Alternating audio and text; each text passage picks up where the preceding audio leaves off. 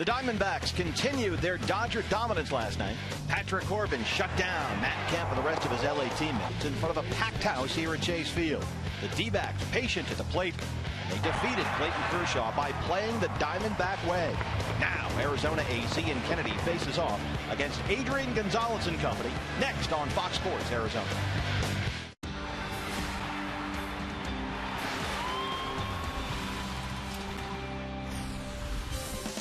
Back here at Chase Field on a beautiful Arizona spring afternoon. It's a street fest out here as the Diamondbacks and Dodgers get set to play Game 2 of this three-game series. Arizona Diamondbacks baseball is presented by APS, the official power partner of the Diamondbacks.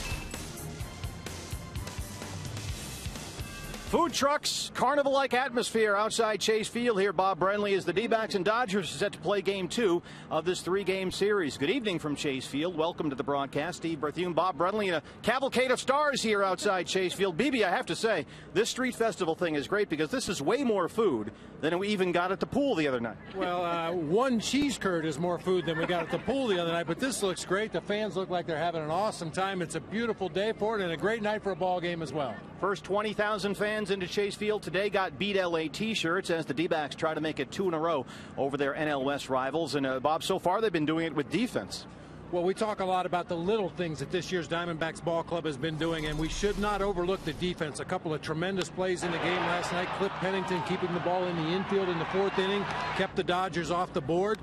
Double play later turned by Pennington and Josh Wilson. A great pick at first base by Paul Goldschmidt.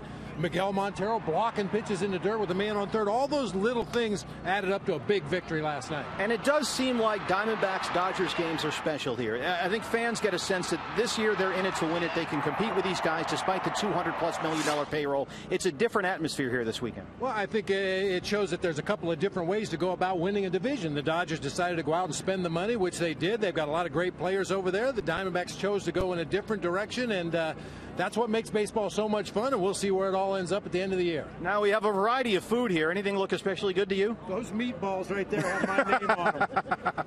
All right, we'll chow down, and when we come back, we'll talk Diamondbacks Dodgers. Brad Steinke has some injury news. We'll see a rotating change of outfielders in the D-backs outfield. Brad has all the news on that out here from the Street Festival outside Chase Field. Back after this.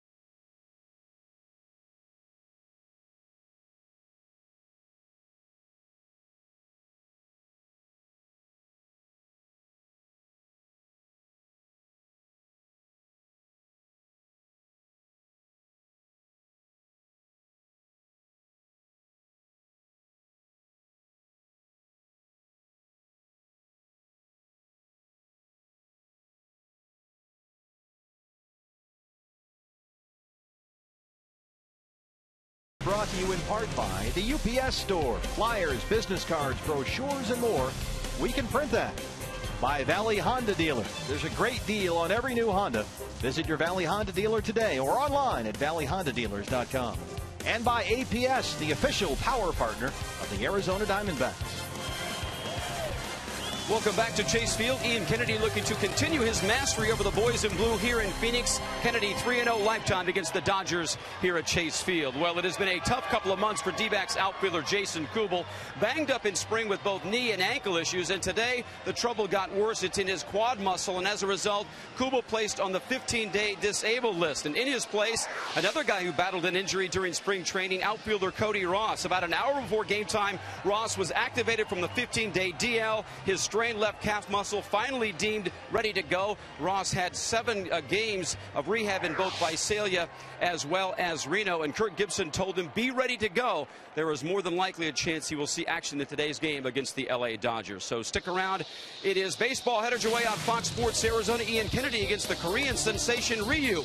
It all heads your way next from Chase Field. Bob and Steve have the call.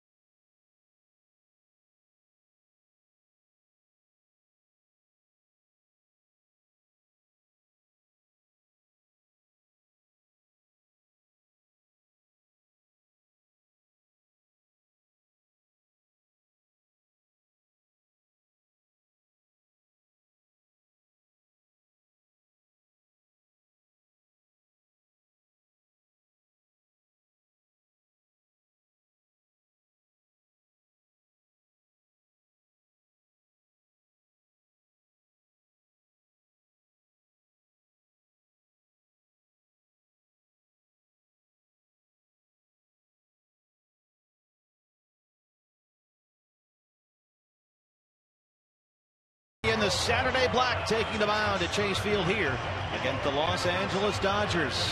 In 7 starts against these Dodgers over the last 2 years, Kennedy has been absolutely outstanding. 6-1, a 2.36 ERA, just 12 earned runs allowed in over 45 2/3 innings.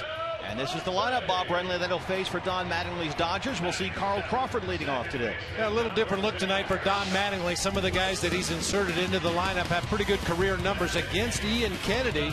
Veteran Ramon Hernandez behind the plate. Phenom Luis Cruz at third base. Be interesting to see how Ian attacks this lineup, because some of these guys have had good numbers against him in the past.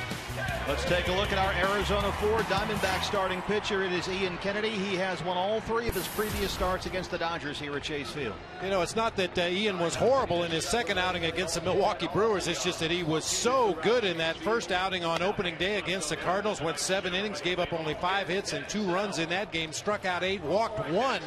Had the really good changeup going on opening day. It wasn't quite as good for him his second start against the Brewers.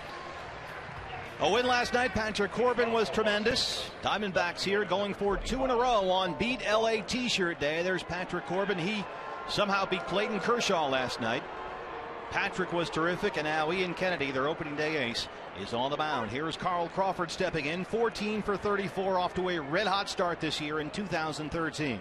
First pitch from Ian Kennedy is a strike. We're underway at Chase Field. Jim Reynolds is the home plate umpire.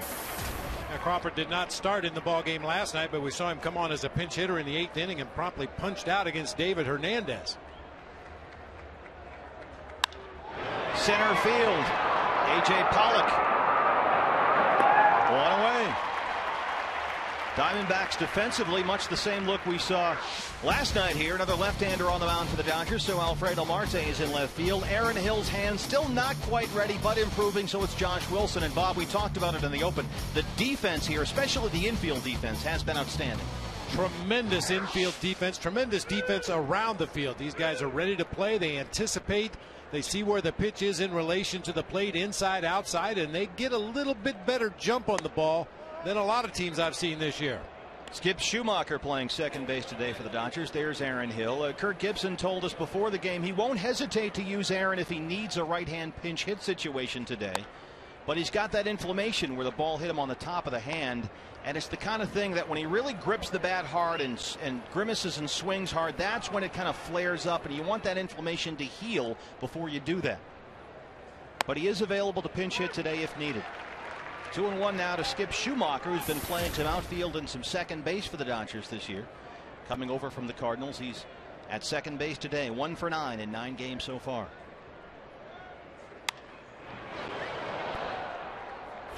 Here's Aaron Hill Tuesday against the Pirates. It's a miracle it wasn't more serious than that. Yeah, I mean, there is just not much padding in that area. Once you get down past the forearm into the wrist and hand area, it is very fortunate he didn't suffer a broken bone. 2-2 now. Second base, there's Josh Wilson in for Aaron Hill. 2 up, 2 down to the first against Ian Kennedy. More injury news on the Diamondbacks. You heard Brad Steinke tell us Jason Kubel was put on the DL just before the game today with a quad injury suffered when he scored from second on that wild pitch, Bob, in Milwaukee. Well, the good news is Cody Ross is 100%. We talked to him during batting practice today. You know, injuries are going to happen to baseball teams throughout the course of the summer. You just hope to get them out of the way early, get your guys healthy and on the field producing. Cody Ross is biting at the bit to get in that lineup. He says he feels great, no problems whatsoever running. Matt Kemp now. First pitch swinging, foul down the right-hand side. Not that Cody Ross needed a test of that injured left calf, but he's told us he got hit by a pitch playing in the California League on his rehab assignment right in the left calf. Yeah, he said the pitching for a Class A Visalia, or the pitching they faced, I should say, a little unpredictable, to put it politely. So there was a point at which it was becoming counterproductive. He did play for a AAA Reno yesterday, and he's here today, all set for the road trip, activated and ready to go. 0-1 to Matt Kemp. 1-1. Kemp off to a very slow start this year. 7 for 37 as he steps in here. No homers and 2 RBI. He struck out 9 times in 37 at bats, hitting .189.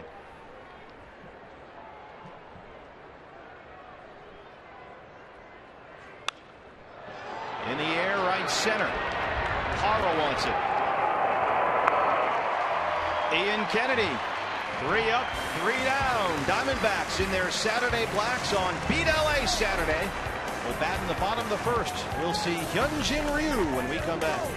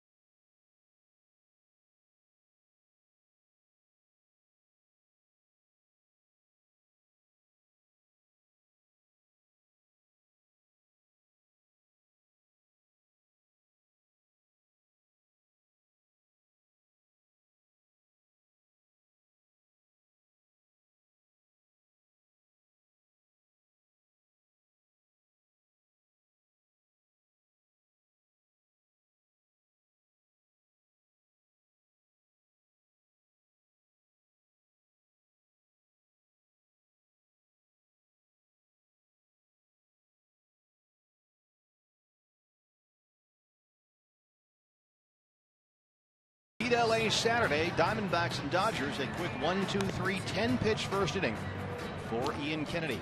There's Kirk Gibson wearing the Saturday black here, has A.J. Pollock in the leadoff spot. After Pollock, you'll see Parra, Prado, Goldschmidt, Montero, Marte. I thought he was due for a big night last night. Maybe it's tonight. Josh Wilson filling in at second base for Aaron Hill. Cliff Pennington with stellar defense at the shortstop position. And Ian Kennedy hiding down there in the 9 spot, 0 for 5 on the season. A.J. Pollock 7 for 26, 269, 2 homers and 6 RBI, and he takes a strike from Hyunjin Ryu.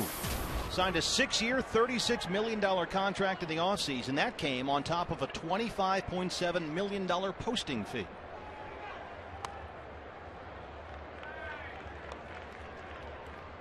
Big left-hander, 6'2", 225 pounds, throws a fastball, a changeup, a curve, and a slider. Sandy Koufax was extremely impressed with the Korean left-hander in spring training and his ability to command that fastball in, out, up, down. Ryu comes in 1-1, a 2.13 ERA. There's the repertoire. This is his 3rd career start. In his previous 2 starts, he lasted 6 1/3 innings both times. He pitched against the Pirates on Sunday, gave up a 2-run homer in the first, and then allowed only 2 more hits while striking out 6. Struck him out looking, 1 away.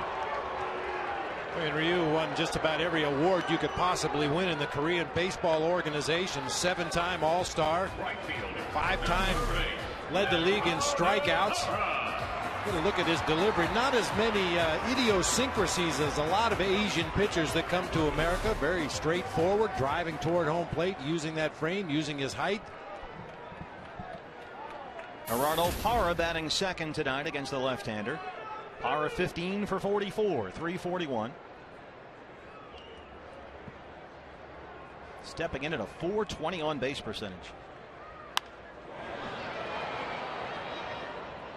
Bob, you mentioned Ryu's record in Korea. He was a very successful starting pitcher for the Hanwha Eagles of South Korea in Korea's major baseball league. That's called the KBO. He led the league in strikeouts 5 times. He was an all-star in each of his 7 seasons. Second base, Skip Schumacher. 2 down. Good crowd on hand this afternoon. It's gorgeous out here. Absolutely perfect evening for baseball. Panels and roof are open. Just a little bit of a breeze. An absolutely gorgeous night. And here comes Martin Prado playing third base today and batting third. Every time a Diamondbacks player hits a home run this season, Fulton Homes will donate $150 to the Central Arizona Mountain Rescue Association. Martin 304, 14 for 46, a homer and 5 RBI. 1-0. Getting on base at a .353 percentage.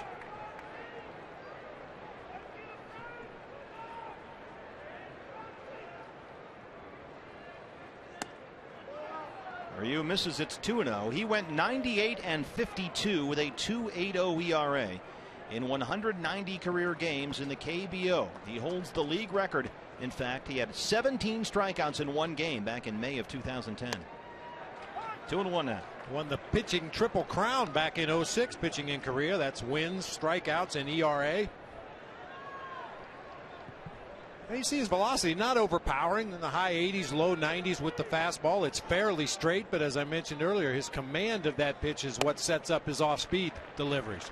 His fastball so far this season in his 2 previous starts has averaged 91 miles an hour. So as Bob said, he's not tremendously overpowering in terms of velocity, but he can be very effective. A changeup and curveball, he can throw both for strikes.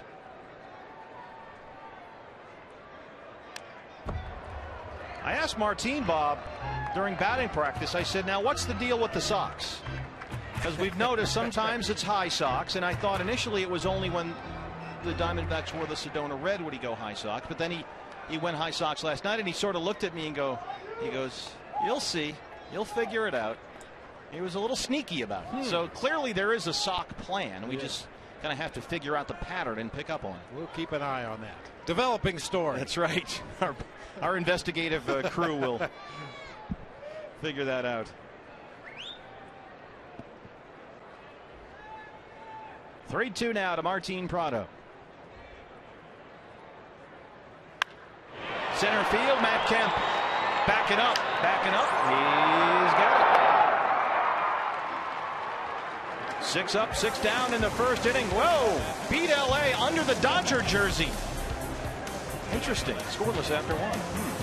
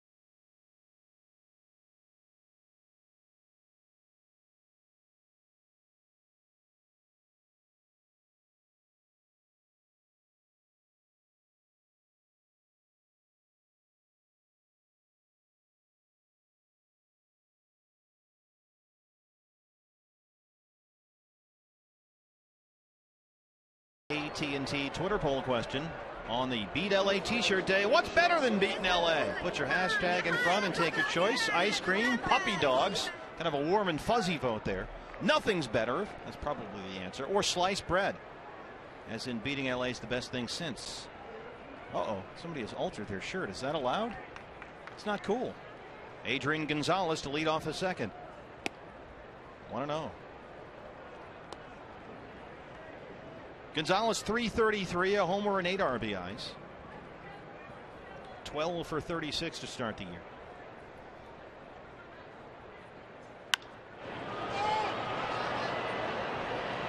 I mentioned, Steve, some guys in the lineup for Don Mattingly and the Dodgers tonight because of their past history against Ian Kennedy. Luis Cruz in there at third base, 3 for 5 lifetime. He's filling in for Juan Uribe, who's 0 for 8 lifetime. Skip Schumacher, a .455 hitter against Kennedy. Filling in for Mark Ellis at second base. Ellis 0 for 6 against Kennedy. And also Ramon Hernandez getting the nod behind the plate tonight. .333 lifetime hitter as opposed to A.J. Ellis, who's only 2 for 9 in his career. That's what a manager tries to do. When you get your bench guys in the game, hopefully match them up against a pitcher they've had past success against. 2-1 now. Inside, yeah, as we mentioned, Ian has done so well against the Dodgers in his career that you'll be hard-pressed on Mattingly to find a guy who's had success in your lineup against him. Well, Adrian Gonzalez is widely recognized as one of the best hitters in the game. He's only 2 for 16 lifetime with 6 strikeouts against Ian Kennedy. Last year, Ian against the Dodgers, 2-1, a .92 ERA in 3 starts. 3-2 now. There's the record against LA. Last 7 starts, 5-1. The ERA 2.36. WHIP, which is a stat that will hit you with all season long. That stands for walks plus hits divided by innings pitched, and that is an excellent number. Anything under, well, really 1.1 is very good. Base hit to right. Leadoff single here in the second for Gonzalez.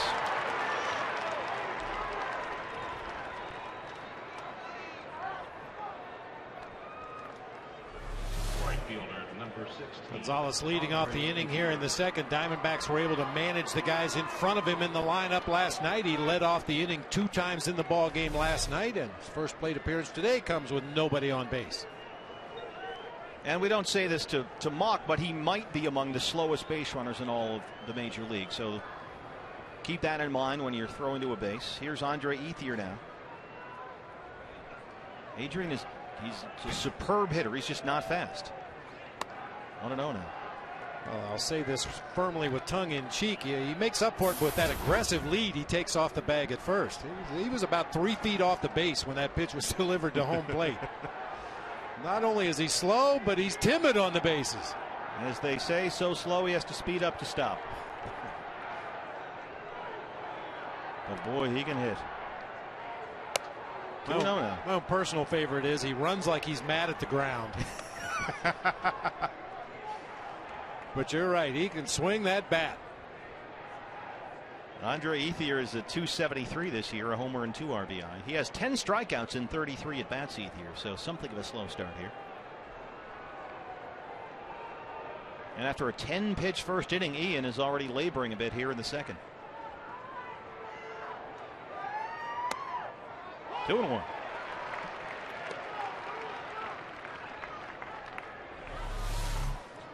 Borderline pitch. Just off the outside corner, according to our Fox tracks. Jim Reynolds behind the plate.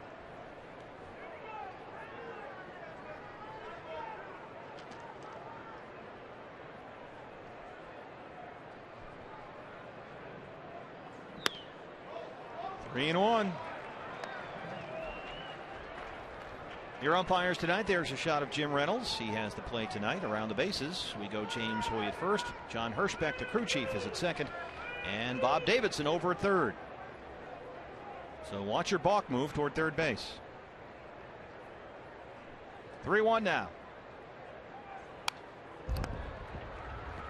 He runs it full with the second straight hitter in this inning. This is not the kind of swing we're used to seeing Andre Ethier take in a very favorable hitter's count at 3-1. Fastball tailing away from him. Very defensive swing. Top hand comes off the bat. That's not the kind of hack you like to see one of your middle of the lineup run producers take when the count is in his favor. Walked him. Got the call from Jim Reynolds earlier in the at-bat. Did not get it here. Yeah, a little late movement on that changeup. Just takes it off of the outside corner. So 2 on, nobody out here for the Dodgers, and it's the catcher Ramon Hernandez. And he is the new catcher here. Dodgers got him from the Rockies just last week in a trade for Aaron Harang and cash. I mentioned he's 3 for 9 lifetime against Ian Kennedy. All 3 hits, extra bases, 2 doubles and a homer. Sun peeking through here at Chase Field. There is Ramon Hernandez.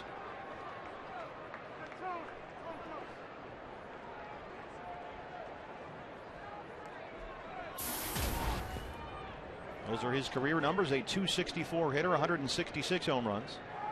Best season likely 2006 with the Orioles. Had career highs 23 homers and 91 RBI. This is his 15th season in the big leagues. 0-1.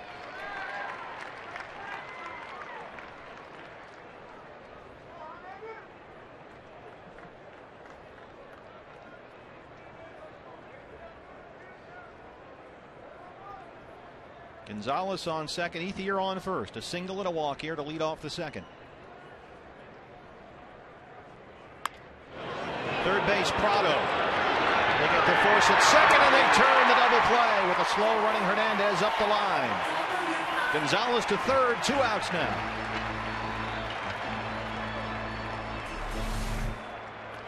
We just love the way the Diamondbacks defense works when they know they have a slow runner coming out of that batter's box. Martin Prado, with no sense of urgency, gets to the ball, makes sure he has a good grip, a good feed to Josh Wilson right on the letters. Easy double play with the slow moving Ramon Hernandez coming out of the batter's box. And now the slumping Luis Cruz stepping into the batter's box at 3 for 26 on the year. No homers, 1 RBI. He's batting .115 here. And it's been very slow going out of the gate for Cruz here in 2013. 0-1.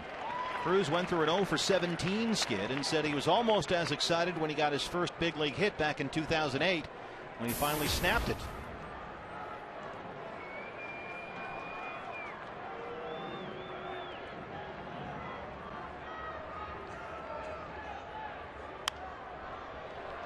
(0-2) now. Cruz's father, Luis, played in the Mexican League for a long time, finished with a career batting average, in fact, of just under 300. And Cruz said when he was struggling last week, his father was sitting in a field level seat at Dodger Stadium and joked with him. He's like, "You're struggling. You want me to hit for you?"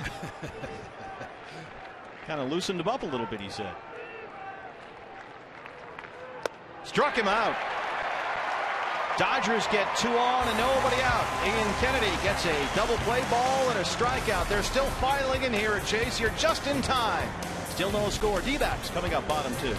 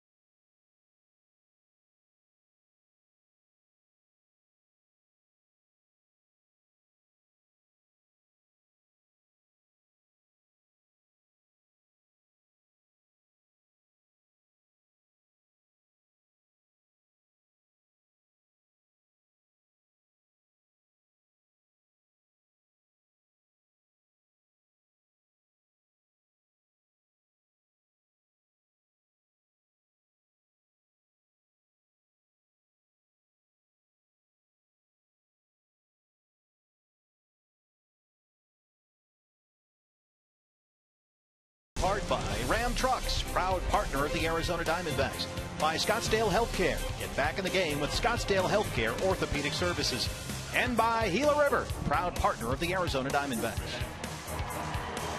Spider Rock, nice look. No score, bottom 2. Ian Kennedy and Hyunjin Ryu here at Chase Field on a gorgeous Saturday night. In the Valley of the Sun, there's Ian Kennedy. Gave up a single and a walk to lead off the second, then got a double play ball and a strikeout to get off the hook. Goldschmidt, Montero, and Marte here in the second. 0-1.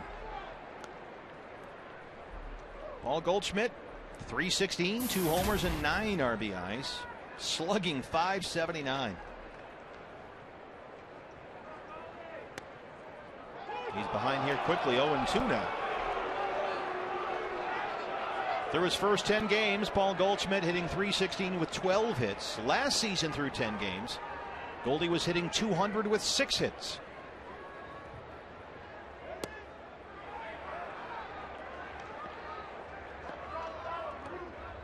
And his torrid start, Bob, is one big reason why the Diamondbacks are where they are on top of the NL West.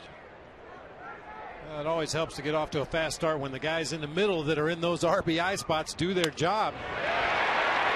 There it is. A broken bat off the fist for a base knock to center. Diamondbacks have their first hit. Everything's kind of going right for Goldie right now. Even when he mishits it, he gets a base hit. Defensive mode with a 2-strike count. That ball got in on him just a little bit. It goes without saying he's strong enough to muscle that ball into the shallow outfield for a leadoff single here in the second.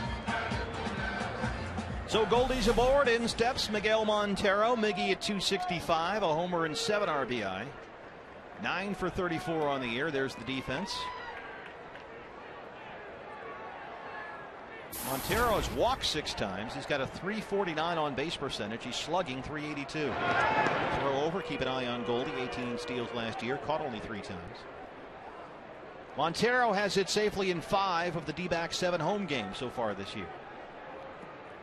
Had an opportunity yesterday to sit down and talk to Miguel. Did a long half-hour interview. You'll see that coming up later this year on Fox Sports Arizona.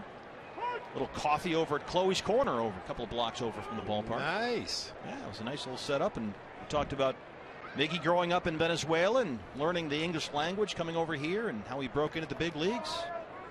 Really, really fun stuff. I hope he was drinking decaf. No. I think it was black iced coffee for him.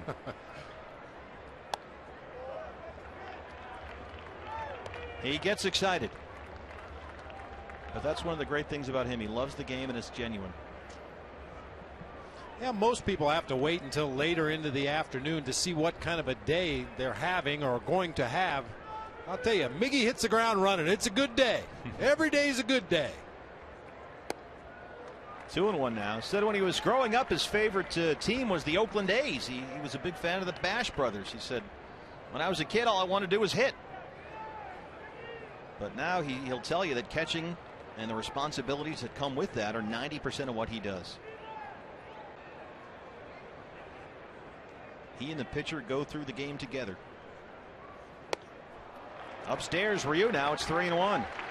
Yeah, most catchers will tell you that's a saving grace. Even on those days when maybe offensively you don't do anything to contribute to the team, if you can get your pitcher through the ball game, get your relievers out there to get the guys they're supposed to get out, at the end of the day you feel like you've done a good job.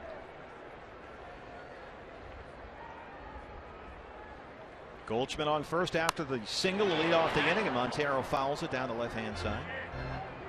Miggy building a big house here in the Valley. Should be ready about June, he says. He's excited about that. He's got a lot going on now.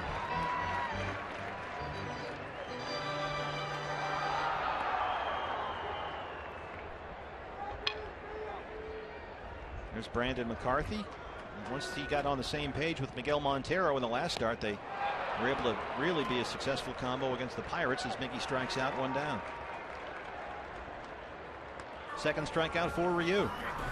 Now, first look for this Diamondbacks offense of Ryu.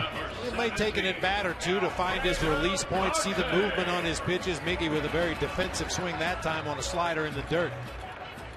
Another left-hand starter for the Dodgers, so another start for Alfredo Marte. 235. No homers, 2 RBI. 4 for 17 on the year. And Bob, we were both watching batting practice down in the field, and we sort of said to each other at the same time, Alfredo's this close to hitting one out of here about 500 feet. It just seems like it's coming. He just looked hitterish at first at bat against Clayton Kershaw in the ball game last night. He ended up grounding hard to third base, but he just looked like his timing was perfect last night. High in the air. Sellers calling everyone off at shortstop. He catches it in shallow left center. 2 down. Goldschmidt back to first. I was talking to Turner Ward before the ball game today, the assistant hitting coach for the Diamondbacks, and we were trying to find a comparison for Alfredo Marte, and he said that in his eyes a little bit like Jose Guillen, a guy that had a great major league career, also had a cannon for a throwing arm, had prodigious power.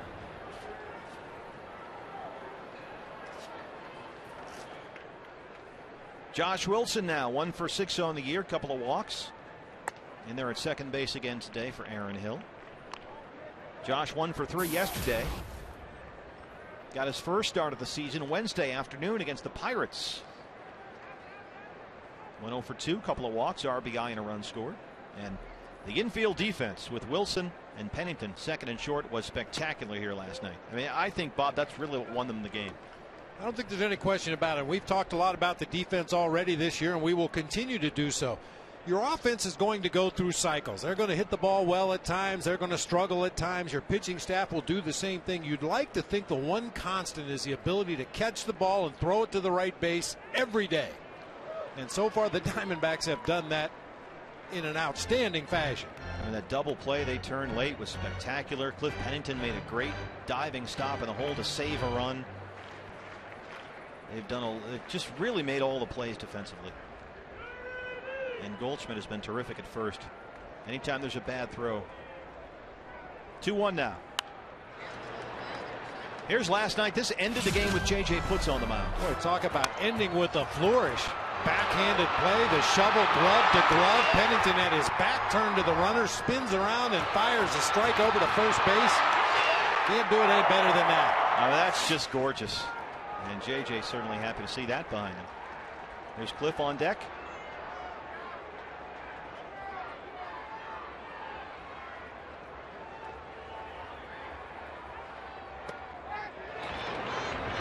3-2 now to Josh Wilson. Josh last year 241, 5 homers and 43 RBIs. That was with the Atlanta Braves AAA team in Gwinnett. Played 122 games. We had some debris on the field.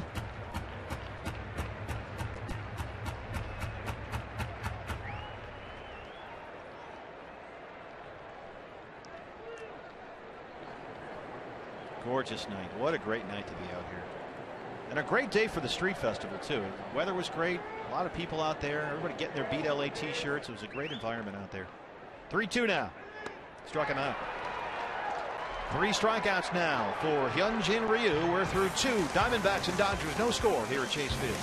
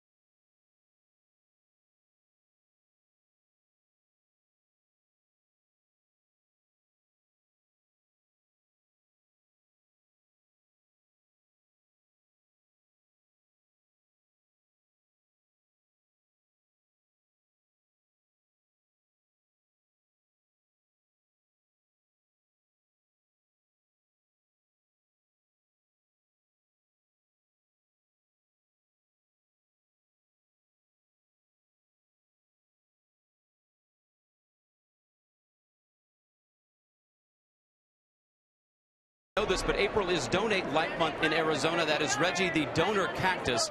2,400 people in Arizona are waiting for a life-saving donor transplant right now, and I'm joined by Sarah Pace Jones, whose organization is doing some great stuff. Tell me what Donate Life Month is all about to you. Donate Life Month is all about spreading hope and generosity that happens when one person signs up to be a donor. So what we're doing this month is encouraging everybody in Arizona to sign up to be a donor. It doesn't matter how old you are or what diseases or illnesses you might have. Everybody should sign up to be a donor. So we ask people to go to donatelifeaz.org to sign up. One person can save and heal the lives of over 50 people, and really one person offers hope and generosity to the 2,400 Arizonans who are waiting for a transplant. And you've got a big group here today, 750 people. And when you talk about this interaction, the donor family and the recipient, there's a lifetime bond, literally, that's formed there. Literally a lifetime bond when one person heals the life of someone else that goes on living. And we hear from donor families all the time how much that really means to them that their loved one goes on living. It's a tremendous gift to give. You told me the numbers. In America, there are a lot of people awaiting a transplant. Absolutely. There are 120,000 people waiting, which is roughly 2.5 times, the amount of people who can fill this ballpark. So if you can imagine that many people just waiting for hope that is offered by when one person becomes a donor. So anybody can do it today, can sign up to be a donor. How satisfying is it for you, your organization, when you get together 2 different people in an interaction and save a life? It's the best job in the world, for sure. And anybody really can be a part of it. And that's why we encourage everybody to go register. If you have already registered, there's still something you can do. We've launched a new site this year called liveonaz.org. You can put your name on this virtual wall of life to really represent how important donation is in Arizona. Sarah, great stuff. Keep up the good work. Thanks a lot, Brad. Bob and Steve, back up to you. Brad, thanks very much. Tremendous work. Everybody's out there wearing their T-shirts down in the left field corner, having a great time here at Chase Field. Paul Goldschmidt under. Justin Sellers pops up, one down here in the third. Here they are. Remember, Diamondback game, a great place for a group outing. And it's great, Bob. I like when everybody wears the same shirt. Yeah, it's easy to find them. Ran into some of the people down on the field before the ball game. What a tremendous group. They do great work, help a lot of people in a lot of different ways. And tonight, they're helping the D-backs win a ball game. We thank all of them for their tremendous work, and thanks for coming out to the Diamondbacks game. Hyunjin Ryu is up there. A little chopper. Third base side, it's foul. Now you're saying, hold on, this guy was throwing lefty. Well, pitching is the only thing Ryu does left-handed. He says he does everything right-handed except pitch. He's a true lefty then. He eats, writes, plays ping pong, bats righty. That's foul. He said he didn't take up baseball until he was 10 years old. His father was a really good rugby player. And he's here. There they are. There's his parents. So Dad was a rugby player, didn't really follow baseball a whole lot, so he wanted to get his son a new glove. Well, he accidentally bought one that was left-handed. Thinking, you know what? Let's just keep it, because now that we look at it, there's more advantage to being left-handed. So keep the glove and throw lefty. So he does. Parra, right field, back it up, and it's over his head. It drops in off the wall. Ryu heads for second. And he's in there with a stand-up double, batting right-handed. Mom and Dad are on their feet here at Chase Field. Bob Davidson gets the baseball, his first major league hit. And that was no cheapie, Bob. No, the first two swings I had my doubts, but Ryu on the last one barrels up a fastball up and out over the plate. Parra was playing him cheap out there in right field after he saw the first two swings, and Mom and Dad fired up for his first major league base hit.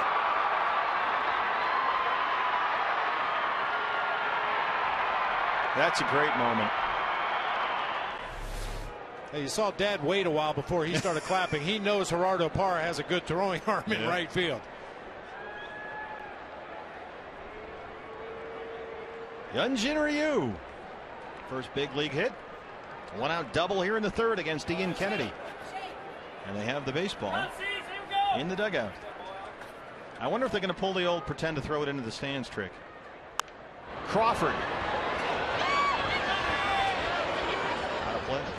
Well, the old protocol used to be to take a batting practice ball and write some very uncomplimentary things on it about your first hit in the major leagues. Swung late, hit a chopper or hit a blooper to right field, and not much of a hit, and hand him that ball after the game and keep the real ball, which has been appropriately labeled, the date, the time, the opposing pitcher.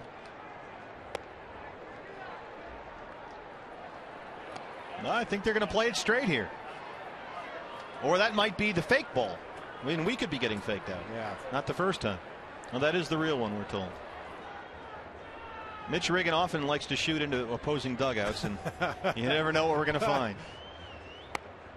Crawford behind now, 1-2. He flied out to center his first time up.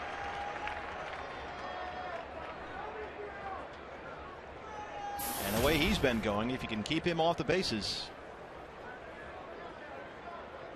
you're doing it right. He's off to a tremendous start this year. Lace to right field. Parra drops in front. Ryu will stop at third. First and third, one out here.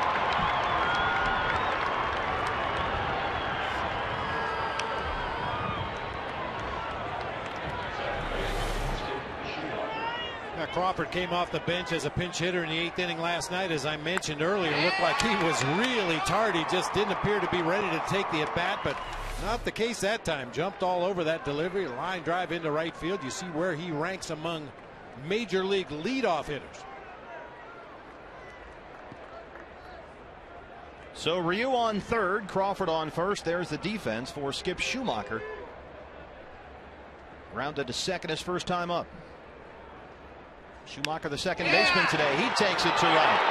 Parra is there. Ryu tags. Here's the throw. And he's going to hold up at third. Gerardo Parra. 2 down. Doing the little things right. That's one of them.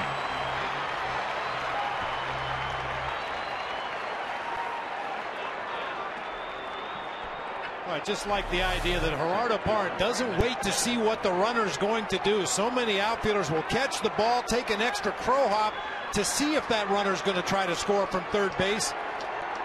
Coming down the line a little bit. Tim Wallach, the third base coach, throws up the stop sign. It's probably a good thing for the Dodgers because Parr's throw was right on the money. And now Matt Kemp steps up, and boy, is he slumping this year. He's been the complete opposite of Carl Crawford. Kemp 7 for 38 on the year. No homers, 2 RBIs. He flying out to right his first time up. First and third, 2 outs here in the third.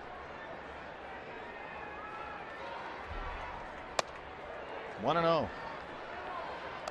Kemp admitted earlier this week he's frustrated. Crawford's going well. Ellis, who's not playing well, not playing today, is going well. You can see last year you couldn't get him out in April. Then he hurt his hamstring, and it was all downhill from there. This year only 184. Says he's got to get in the mix of helping his team out. Long pause by Kennedy, and Kemp wants time. He says whether it's moving runners over, driving him in, getting on base for Gonzalez, who's behind him, says he just has to do a better job. Did not have a good spring and has not had a good start. There's Gonzalez on deck.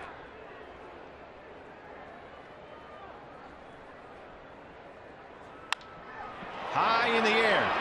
Kemp slams his bat down in disgust. Parra, they strand 2. Check out Matt Kemp. The slow start to 2013 is beginning to wear on the Dodgers MVP candidate. He strands 2 more base runners here in 2013. Will go bottom 3, no score.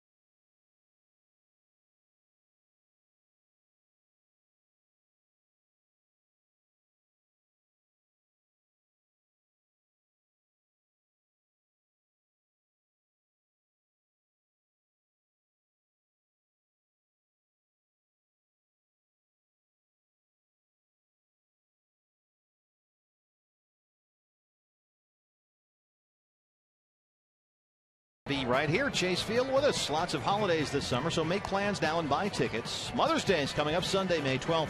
Bring mom. She'll get a D-backs tote bag courtesy of Diet Pepsi. Don't forget Memorial Day. That's Monday, May 27th. Great day to be here. Doubleheader against the Texas Rangers. First game 12:40, second game 6:40. And you can stick around between games. Just go outside the ballpark for a street festival outside Chase Field. July 5th, spend 4th of July weekend at Chase on Friday, July 5th, 6:40. The D-backs and Rockies, first 15,000 get the Stars and Stripes t-shirt, courtesy of Ram Trucks. Then stick around for a post-game fireworks spectacular, courtesy of Gila River Casino. So a lot going on all summer long here at the ballpark at Chase Field. And it is an absolutely perfect night to be here tonight. D-backs and Dodgers, no scores. We head to the bottom of the third. Pennington, Kennedy, and Pollock, 8-9-1. In a scoreless game as Ian Kennedy strands 2 Dodgers in the top of the third. Here's Cliff Pennington. 0-1. Cliff 231, 9 for 39 on the year.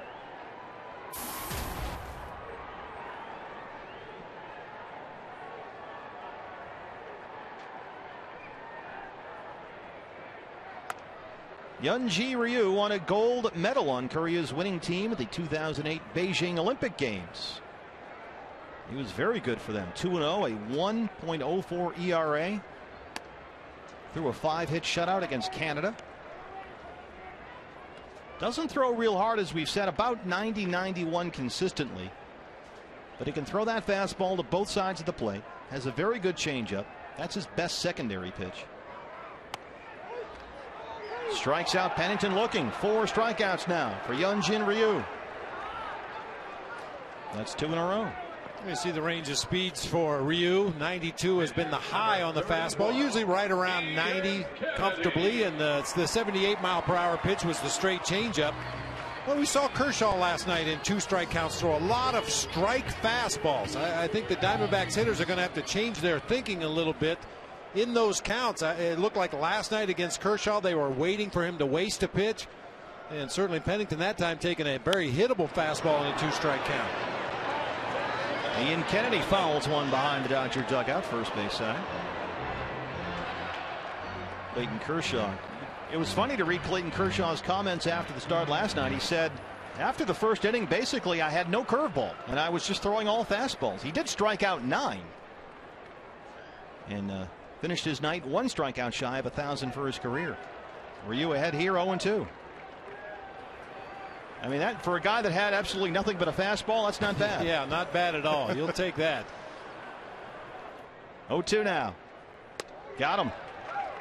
5 strikeouts for Hyunjin Ryu, including 3 in a row. There's Patrick Corbin, who looked terrific last night. Well, what a big step forward for Patrick Corbin. I mean, it's going to be a long season. I'm sure he's going to hit some speed bumps along the way, but hooked up with one of the best left-handers in the game last night, and Patrick Corbin answered the bell and matched him pitch for pitch. Outstanding job by the young lefty. Ryu has now struck out 3 in a row, and 4 of the last 5 as A.J. Pollock steps up. He struck out looking his first time up. And he laces one to the gap in right center. That'll get down. A.J. Pollock takes the turn. He's got good speed. Kemp plays it off the wall and slips, and A.J. wants 3. No, he's going to stay at second. And they have him picked off. He's back safely. Oh, he got hung up in no man's land there. He saw Kemp slip. He was looking out toward right center when he went down. And he just took off for third, but then suddenly put on the emergency brake. And Don Mattingly wants to know, the throw clearly beat him back to the bag. What happened? Well, we're going to get another look. First of all, nice hit by A.J. Pollock, driving that first pitch fastball into the gap in right center. Kemp had some issues, slipped right there on the warning track. Yeah, Pollock saw it, and then he stumbled himself around the bag at second. I mean, that play's just a mess. Oh, he's out. Ooh, is he ever? Now the umpires rotate over on plays like that. John Hirschbeck, the crew chief, is the second base umpire. To see another look at it and see if Hirschbeck was at the bag when they made the call. Let's see how they rotate up. It looked like he stumbled as he stepped on the base. And he's out. But he's safe, so it's A.J. Pollock's 3rd double of the year. 2-out base runner. Make it hurt. Parra. Make it hurt. 0-1. Parra grounded to second his first time up. Now 15 for 45 on the year.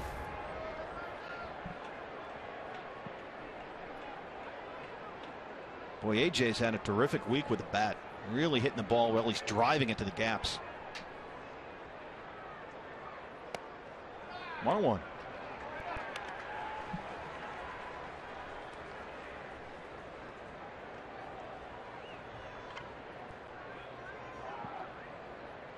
Parra has reached base safely in 9 of the D-backs' 10 games this year. What a presence he's been at the top of this order.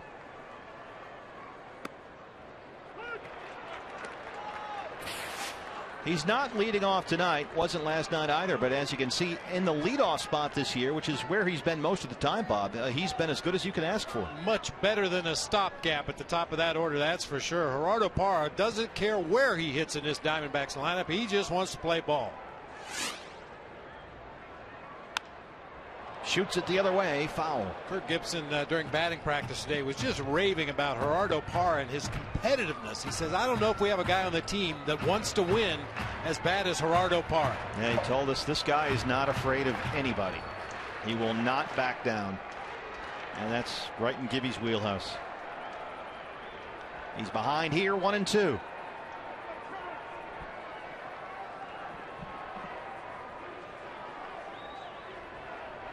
Parra heading into this series, career against righties 290, against lefties 250.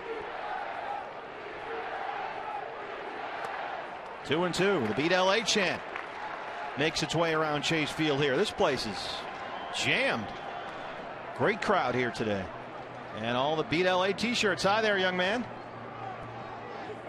He's got his Beat LA t-shirt on. Yeah, there it is. Showed off. Nice.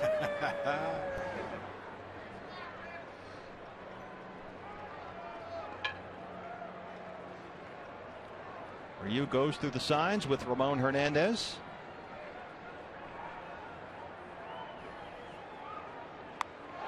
Struck him out. 6 strikeouts for Hyunjin Ryu through 3. D-backs get a hit. They strand 1. We're through 3 here at Chase Field. No score. D-backs and Dodgers.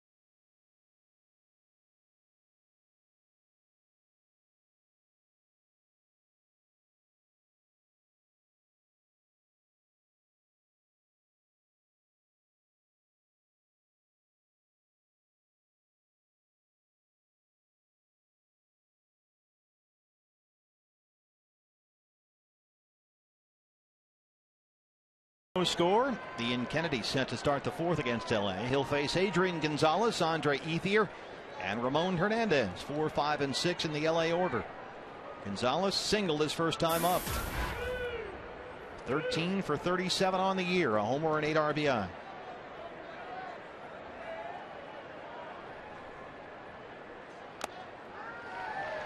I mentioned it in his last at bat. This is the 4th time in a game and 4 innings that Adrian Gonzalez has led off an inning. That is outstanding. That's right where you want him.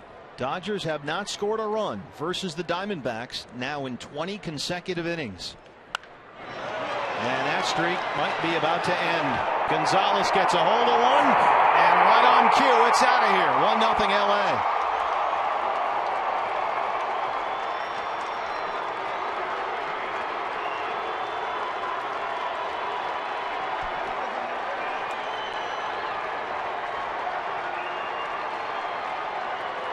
Very little doubt about that one. Adrian Gonzalez is a strong man, caught that ball right on the sweet spot of the bat. The only question was it too high? What do you mean it's too high? Too high. Who cares? It's out of here. Pitch is just a little below the belt. Gerardo Parra runs all the way back to the barrier, climbs the fence to try to make a catch out there. Did we just say he was competitive? Andre Ethier now. He walked his first time up, 0-1. Well, Gonzalez says when he's up there with men on base and he knows all he needs to do to drive in a run is take a single, he's content with that. But he says it's a lot simpler when nobody's on. That's when he tries to get big and try and get more out of the at-bat by looking for a double or a home run there. And he comes up to lead off the 4th, base is empty, and crushes one to right field. Adrian Gonzalez is 3rd on the active career home runs against the Diamondbacks. Todd Helton, the Colorado Rockies, with 35. Matt Kemp with 23. And now with that last blast, Adrian Gonzalez with 21 long balls against the D-backs. There it is. Behind Todd Helton and his teammate Matt Kemp.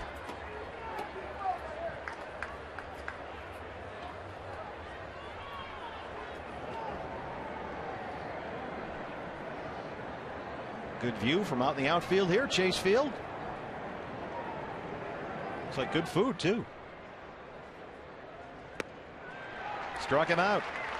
Second strikeout of the game for Ian Kennedy.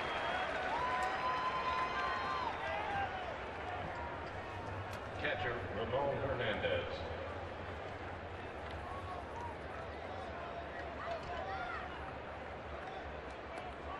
Ramon Hernandez hit into a double play his first time up. Roof open, panels open, a little bit of a breeze blowing through here.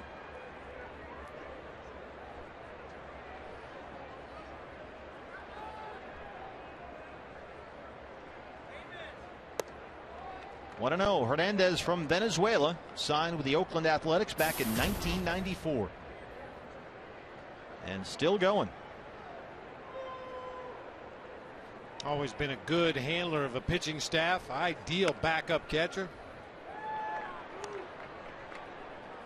Especially for a guy like Ryu, who has the reputation of being able to throw his fastball around the edges of the strike zone. And Hernandez is one of those guys that's really good about getting outside the ball and pushing it back toward the corner as he makes the catch. 2-1 now.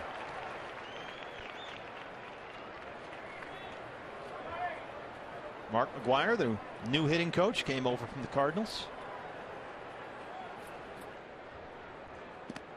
Speaking of the Oakland A's back in the day.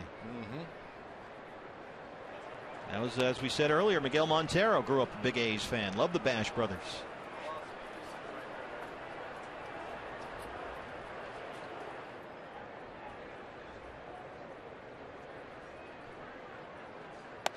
Walked him. Second walk issued by Ian Kennedy.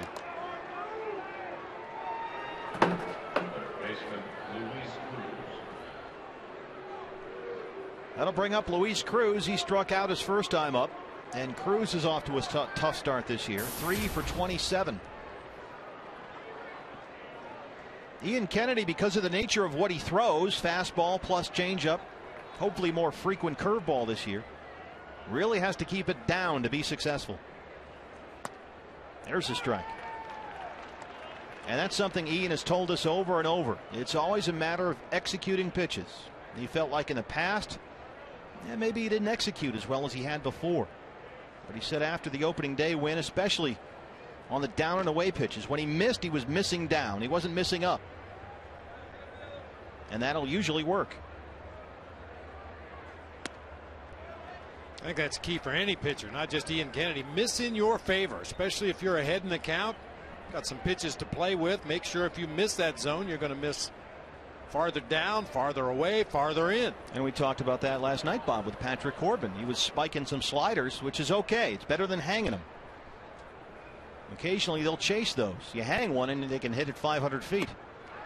Way out in front there. That's a filthy changeup from Ian Kennedy. That Vulcan grip. He actually holds the ball between his middle finger and his ring finger. There you see the grip. Very odd delivery for the changeup. It's something that he's kind of experimented with over the years and found something that feels comfortable to him. And it's been a really good pitch in the early going this year. Started with a changeup grip, then comes fastball. He starts with a changeup grip, right? Because that's the easiest place from which to begin. Yeah, you start with the toughest grip to get to, and obviously that particular grip right there is not easy to do. That's why he goes ahead, gets the changeup grip. If he's going to throw a changeup, he doesn't have to do anything. If he's going to throw a fastball, it's very easy to make the change to the fastball grip. Goldschmidt in foul ground catches it in the first base coach's box. 2 down now. So many times guys that throw split-fingered fastballs will start with the split-finger grip because when they go into their glove in the stretch position, very easy to slide from that split-finger grip to a regular 2-finger grip on a fastball, slider, curveball, whatever pitch you want to throw. Tougher for a hitter to detect, going from the toughest grip to the easiest grip. Justin Sellers popped up to first, his first time up. 5 for 27 on the year now. In there at short while Hanley Ramirez recovers from injury, although Hanley just had the cast come off the thumb this week. And he says he has declared himself well ahead of schedule. So do with that what you will. Players are always way ahead of schedule. There's Hanley. El Nino. If he comes back to shortstop is another issue. We'll see. Prado at third. Foul ball. Bob Davidson down there.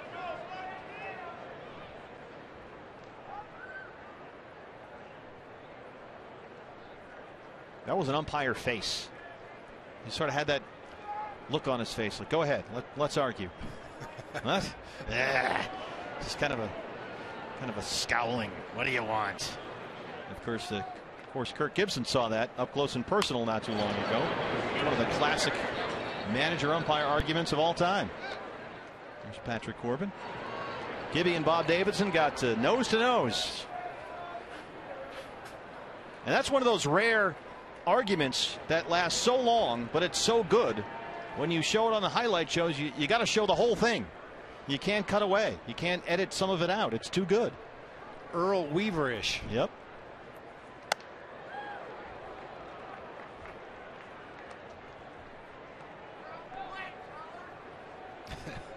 Earl Weaver was the best. There are some classics on YouTube, and you are a liar, Earl. No, you are. You poked me with a finger. I did not.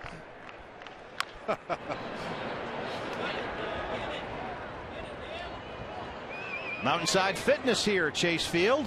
You eat too much, you can just go in there and work it off. The doors are always open. Hello, men. Go in there, sign up. Although more people apparently at the concession stands than now. It's interesting. That's empty. The all-you-can-eat area is probably a little more full. Standing room only. But as you can see, that's a brand new fitness center just opened here this year at Chase Field. It's just gorgeous. All brand new stuff in there. Did he go? Yes, he did. Third strikeout for Ian Kennedy, but the Dodgers get on the board here in the fourth. Adrian Gonzalez hits his second home run of the year, and it's 1-0 LA.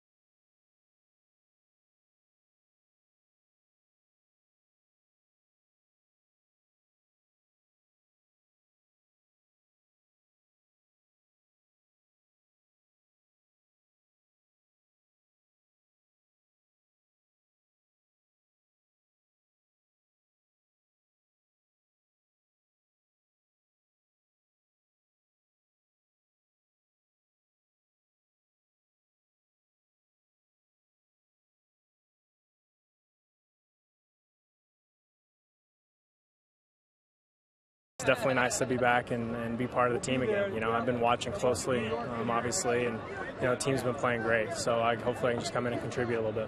For an outfielder, that first step is key. Cap is a big part of that. Concerns at all? No, I've been playing. I played the outfield down in Visalia a little bit, and then last night in Reno, and running the bases is another hurdle that we had to get over, and felt great doing both. newly activated outfielder Cody Ross, our Geico quote of the game. And Cody's been very active in the dugout. He is so excited to be back here, and he says, as you just heard in that quote of the game, that he has no concerns about that calf. It's a key, like a hamstring muscle. You got to want to make sure you take care of it early in the season. But Kirk Gibson told him, be ready. He most likely will get an appearance tonight. So Cody is activated, and the crazy outfield year for the D-backs continues. Lots of injuries, lots of guys stepping up, guys. That's right, Brad, and you hate to lose Jason Kubel, Bob, as you get ready to head to Yankee Stadium in that short right field porch. That's just custom made for Jason Kubel's left-hand power bat. Yeah, and you know Jason Kubel doesn't want to miss games at Yankee Stadium. But as I mentioned earlier, if you're going to suffer injuries, get them out of the way early in the season, come back healthy, and be ready for that stretch run. Martin Prado flying out to center his first time up. There is Jason Kubel. He is on the DL now, and Cody Ross is off. A real good chance Cody Ross could see action in the game tonight. The Dodgers have 3 left-handed pitchers available out of the bullpen. And I'm sure there will be a point in this game where Don Mattingly goes to one of those lefties to face one of the tough lefties in the D-backs lineup. It's been a rotating series of personnel moves in that Diamondbacks outfield this year, but so far so good. 1-2 now to Martin Prado. Adam Eaton was hitting today. He was down there taking batting practice. He looks good, and that's encouraging too.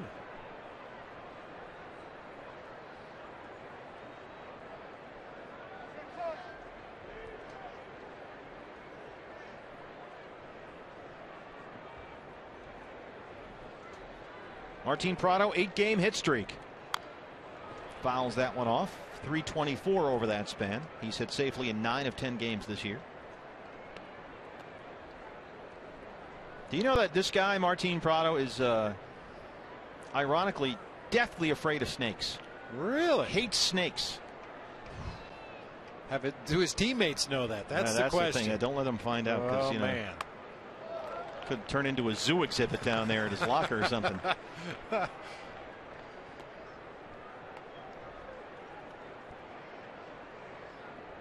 Willie Bloomquist on the DL. He's not a big fan of snakes either. Trying to come back from that oblique injury. Good take there by Prado. 3-2 now.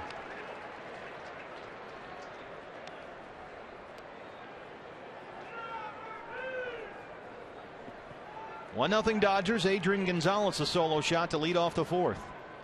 And Prado laces one to Crawford and left. All right.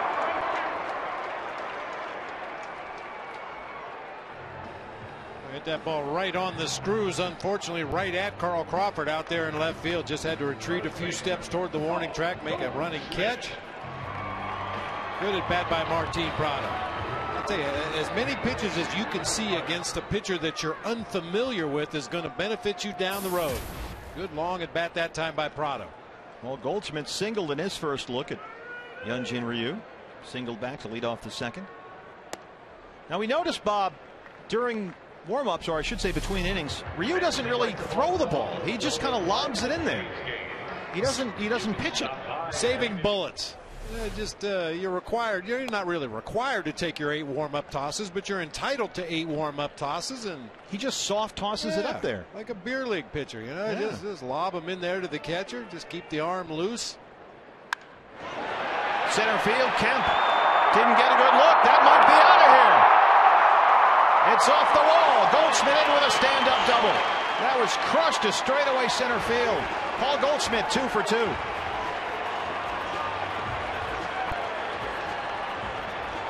Ball was absolutely blasted to center. Kirk Gibson's going to come out and ask if that ball perhaps hit above the yellow stripe out there in center field. Kemp gave up on it rather quickly. Very tough to tell on that angle. Hopefully we have a better angle here. And that ball hits just below the yellow stripe. John Hirschbeck, the second base umpire. Now they're going to get together and take a look at this. And that's all you can ask for if you're Kirk Gibson. Do me a favor, just take a look at it. So now, as is procedure, 3 umpires will go into the dugout to take a look. The umpires want to maintain a presence on the field, so 1 always stays out there, and 3 go in and take the look, and this is what they're going to look at. Well, I like the idea that Major League Baseball has started to use instant replay for some calls like this one, clearly below the yellow stripe. I'd like to see a little speedier process, however. 3 of the umpires leave the field, go up to an area behind that first base dugout where they'll be in contact with the Major League Baseball offices in New York, where somebody's monitoring this game and will tell them, yes, it was a home run, no, it wasn't a home run. You would think if you're going to have something of an eye in the sky system that you could just have one umpire come off the field and communicate with whoever reviews it, whether it's someone at a central headquarters or here in the ballpark, and do it that way. And my idea is you put a 5th umpire up here in the press box with a bank of monitors. I mean, we clearly saw very quickly after that play was over that it was not a home run. And you could also make that guy the official scorer if you wanted to. There you go. Well, that's a tough one, though. But it would, certainly speed up the game, speed up the process a little bit. I think so many people are concerned that instant replay will add to the time of game. I personally feel like it will shorten the time of game. Double for Paul Goldschmidt. Second double of the game for the D-backs. Their 3rd hit, so a 1-out base runner now for Miguel Montero. 5th double of the year for Goldie. And if you're Kurt Gibson again, that's all you can ask for. Just do me a favor, go in and take a look.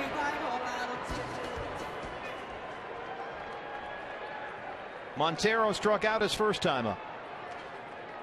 There's the defense for Miguel Montero, now 9 for 35 on the year.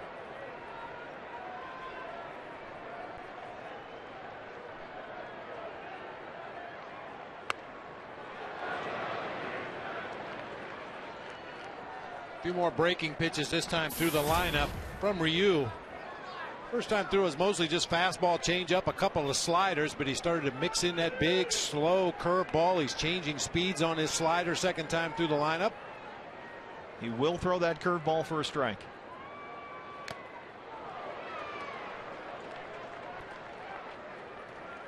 And you don't want to see Miggy get in that mode where he gets a little frustrated, and he admits it's just like when he's golfing. He'll get a little frustrated and he'll just start swinging wildly. 130 strikeouts last year. You want to cut down on that. But it seems to be kind of a telltale sign that he's frustrated up there.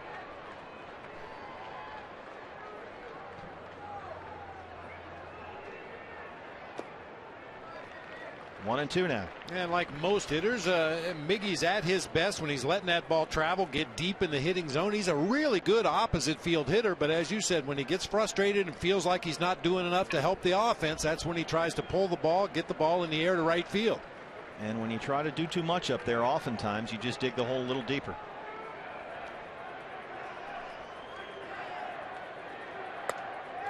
Two and two.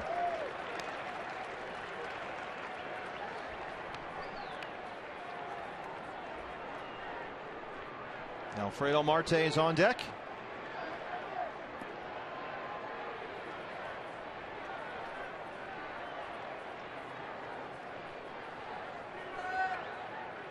Goldschmidt on second. Just missed a home run here.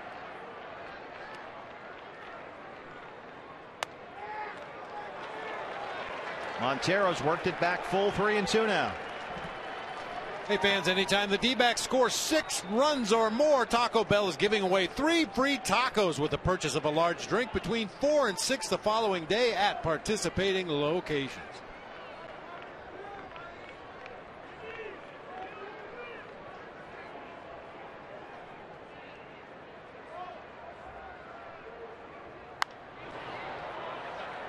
The D-backs percentage has been real good on those tacos.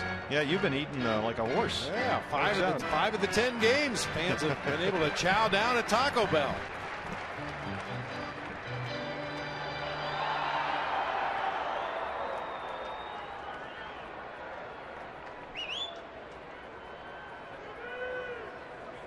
Three and two, one more time now. Walked him. First walk of the game issued by Hyunjin Ryu. We gave you the numbers earlier on his tremendous stats pitching over in Korea. Throughout the course of his career, a 3-to-1 strikeout to walk ratio, over 1,200 punch-outs in his 7-year Korean career. Led the league in strikeouts 5 times. 98 and 52 with a 2.80 ERA in 190 career games in the KBO. That is Korea's Major Baseball League.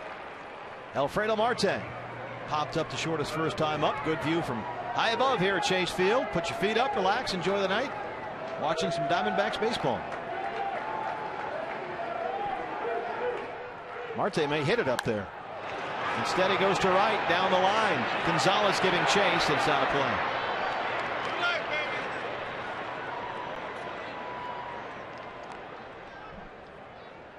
Don Mattingly said the first time he ever saw Ryu pitch, it was at spring training camp. Of course, he'd heard a lot about him, read about the money, the posting fee, the whole thing. Goes out and looks at him, and Mattingly was asked, well, you know, who's he remind you of? And Mattingly said Sid Fernandez.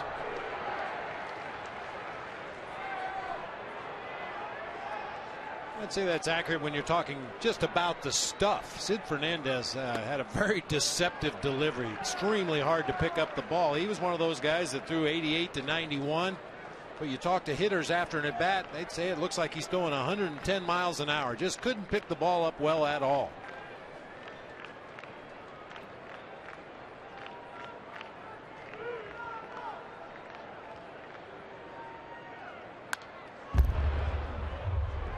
Marte's taking his cuts. And as we've said, we just kind of feel like it's coming. The big shot. What does it mean to look hitterish? Well, for a hitter, everything's perfect. Your timing is good. The front foot's down. You're seeing the ball, letting it get deep in the hitting zone, putting a nice quick swing on it. Everything seems to be in the hitter's favor when he's hitterish. Gives it a ride to left center. Crawford calls off Kemp. 2 down.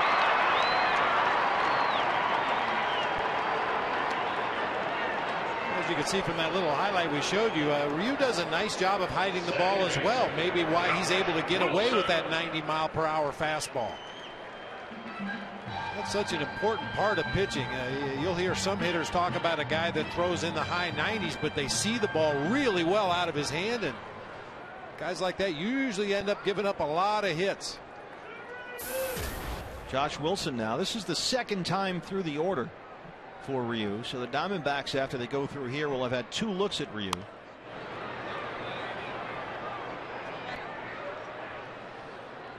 Just take one more look at the delivery from the Dodger left-hander. You don't really see the ball until that front foot comes down. He rotates and drives toward home plate. Not much of a look for the Diamondbacks hitters. Josh Wilson struck out back in the second.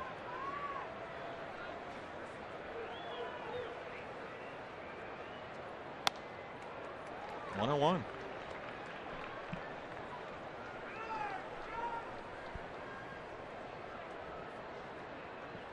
Kirk Gibson, if you missed it, said that Aaron Hill is available to pinch hit today, but they want to make sure that inflammation in the hand goes all the way down and doesn't flare up again.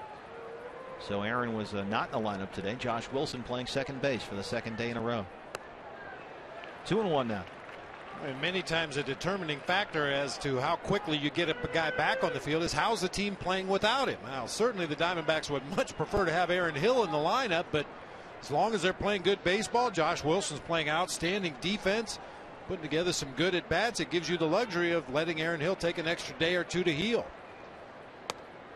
3-1 now. Yeah, Josh had a base hit. He went 1 for 3 last night and made some spectacular plays at second base. We showed you the double play that ended the game last night with his double play partner there, Cliff Pennington, on deck.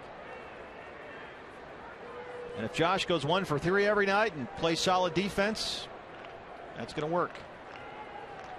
3-1 now.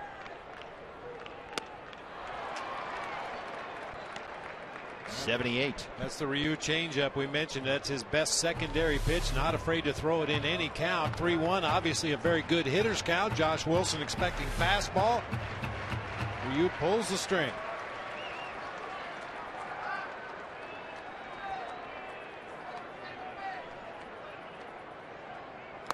Struck him out. That ends the inning. 7 strikeouts now for Hyunjin Ryu. His parents and family in the house here. Dodgers lead the D-backs 1-0 through 4.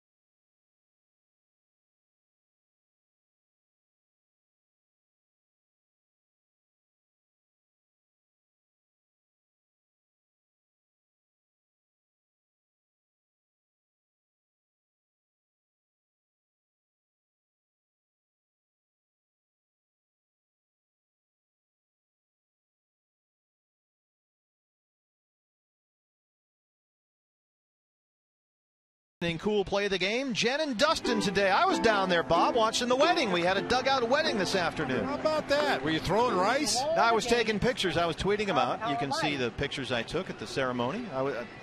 Frankly, I teared up a little bit.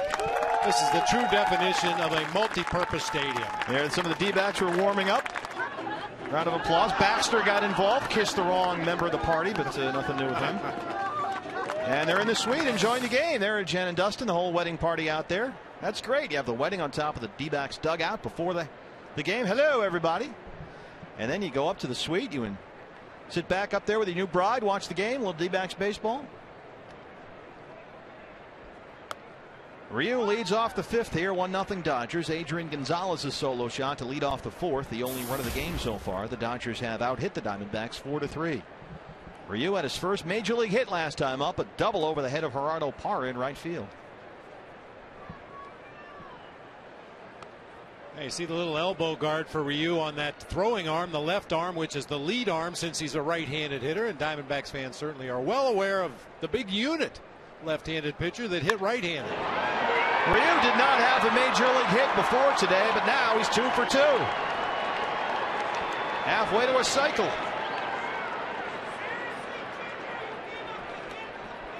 He now has the all-time highest batting average in the history of Major League Baseball. 2 for 2. Man, he kind of fooled us with those first couple swings in his first at bat. Drove that ball over the head of Gerardo Parra in right field for a double and smokes that one through the left side of the infield for a single. You see his family up there behind the Dodger dugout. Don Mattingly. It's not that easy. Well, he's making it look easy. He's got 7 strikeouts and he's 2 for 2 at the plate with a double and a single. Not a bad day here. Top of the order now. Here's Carl Crawford. Crawford 1 for 2. Single back in the third.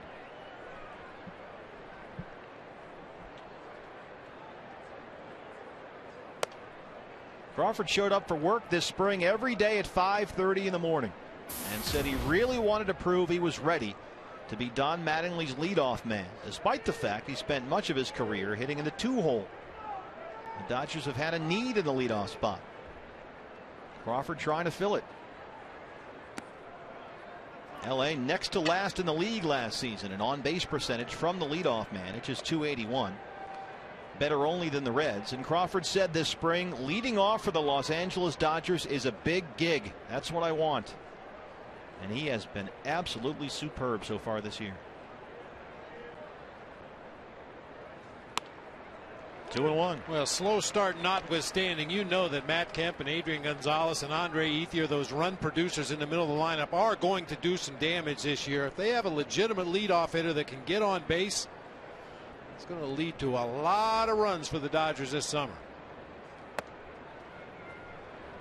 Crawford was sidelined for most of March with the nerve irritation in his elbow, a rehab setback after Tommy John, which was performed by Dr. Andrews last August.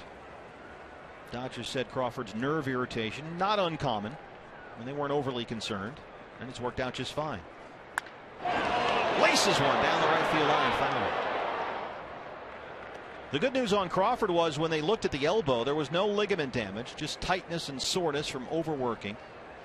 The repaired ligament was not involved. In fact, during the first week of the season, the Dodgers coaches were all, frankly, a little surprised at how much zip Crawford was putting on his throws, more than was expected from someone less than a year off Tommy John. Right back to Kennedy. To second for 1. Crawford beats it out.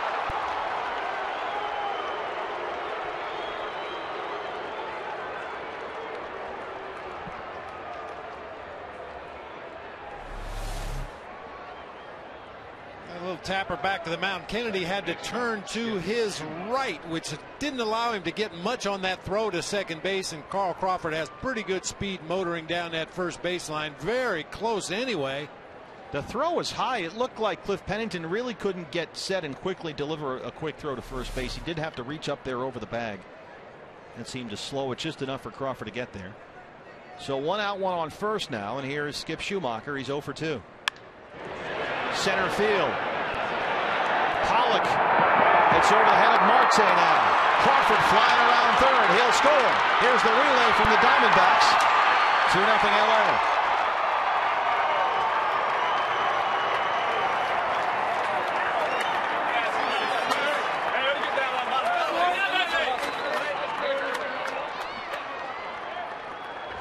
They were not going to catch Carl Crawford on that one. I mentioned Schumacher in the lineup tonight because of his career numbers against Ian Kennedy. Comes up with a big blow here. One hops the fence in left field.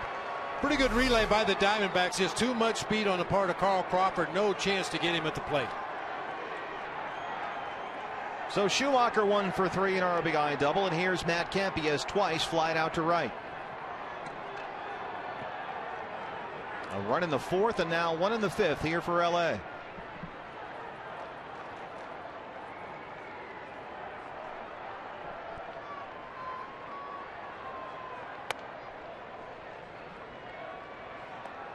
Matt Kemp had what turned out to be a significant surgery back in early October to repair a torn labrum and rotator cuff in that left shoulder.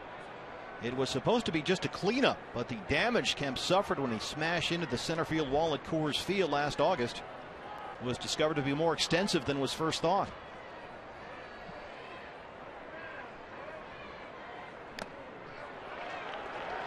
Kemp was hitting .337 at the time of the injury. He was told to have surgery. Instead, he tried to play through it. Hit just .214 and 112 at bats after the collision with a wall in Denver. Said he just couldn't shut it down despite what the doctors were telling him. Didn't want to just watch. So he had to gut it out there and then had a long off season.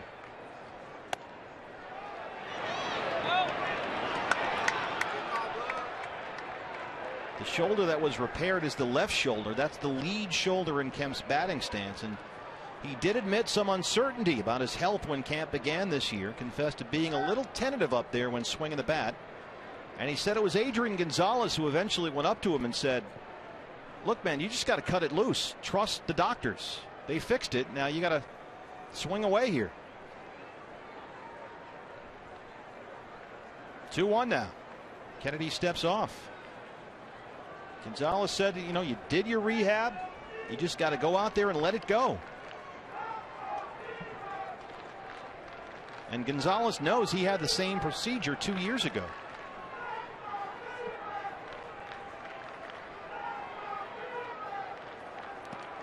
In the dirt, it gets through Montero, and Schumacher goes to third.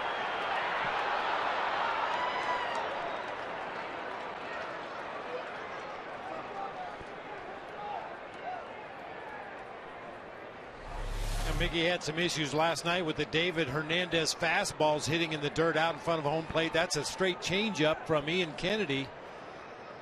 Miguel couldn't immediately find it. The home plate umpire Jim Reynolds was in his line of sight to where that baseball ended up. Schumacher busting it between second and third, takes a big turn. Finally, Miguel finds the ball back near the backstop and holds the Dodger at third base. Infield is in on the edge of the grass now. They rule it a wild pitch. There's a shot of the infield.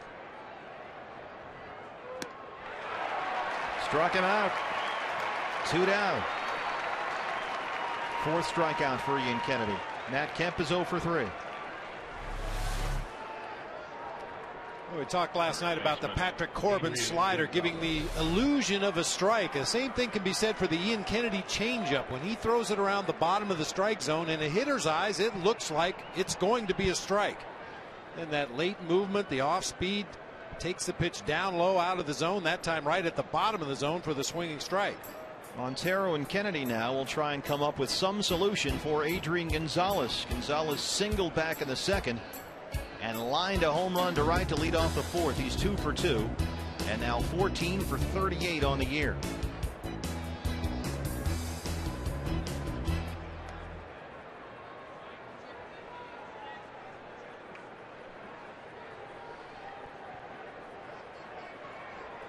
Schumacher at third with 2 outs, a run here in the 5th.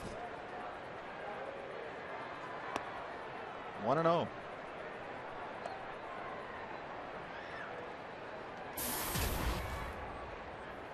We're trailing by 2 runs in the ballgame. You really have to pick your battles here. I've talked about the Diamondbacks getting Adrian Gonzalez up there with nobody on base. This time with the runner at third, I would expect Kennedy and Miguel Montero to pitch him extremely careful. This was the 4th. Towering home run to right field just over the 376 mark.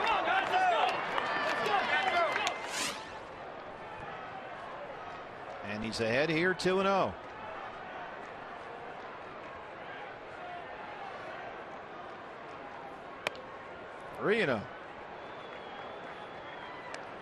Behind 3-0 here, would you just put him on and work to Ethier? Yeah, I would think so, and you see that happen an awful lot. You try to get a guy to chase early in the sequence. Once you fall behind in the count, it becomes even more dangerous to a pitch to him. So the Diamondbacks are going to go ahead and issue ball 4, send him on down to first base. So runners in the corners now with 2 outs, and Ian Kennedy will work to Andre Ethier. Right fielder Andre Ethier. The Dodger offense has essentially been the 2 runners, Carl Crawford and Adrian Gonzalez. The guys hitting first and fourth in the order tonight. The rest of the team is slumped. Yeah, especially that always important runners in scoring position stat. The rest of the team hitting under 100 in those situations. Ethier has walked and struck out.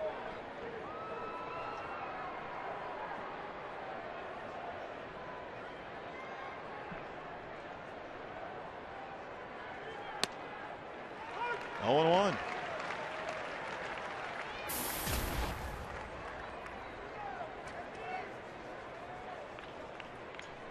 Last year, Andre Ethier led the National League by hitting .325 against right-hand pitchers.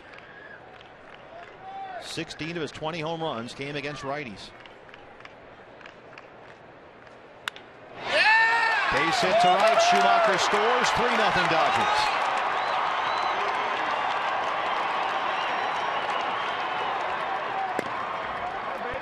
Third hit of the inning against Ian Kennedy here in the 5th. The changeup down low to a good low ball hitter. Ethier stays on this one, finds a hole in the right side of the infield. You know, much like when the Pirates came to town and they had been struggling mightily to get base hits and score runs. This is the major leagues. These guys are very accomplished players, very accomplished hitters, and you know at some point the light bulb is going to go on. Hopefully Ian Kennedy has the dimmer out there on the mound. Hernandez to short. Pennington on the ground goes the short way, and they're out of the inning. But the Dodgers get 3 hits, couple of runs, 3-0 D-backs trail as we head to the bottom of the 5th.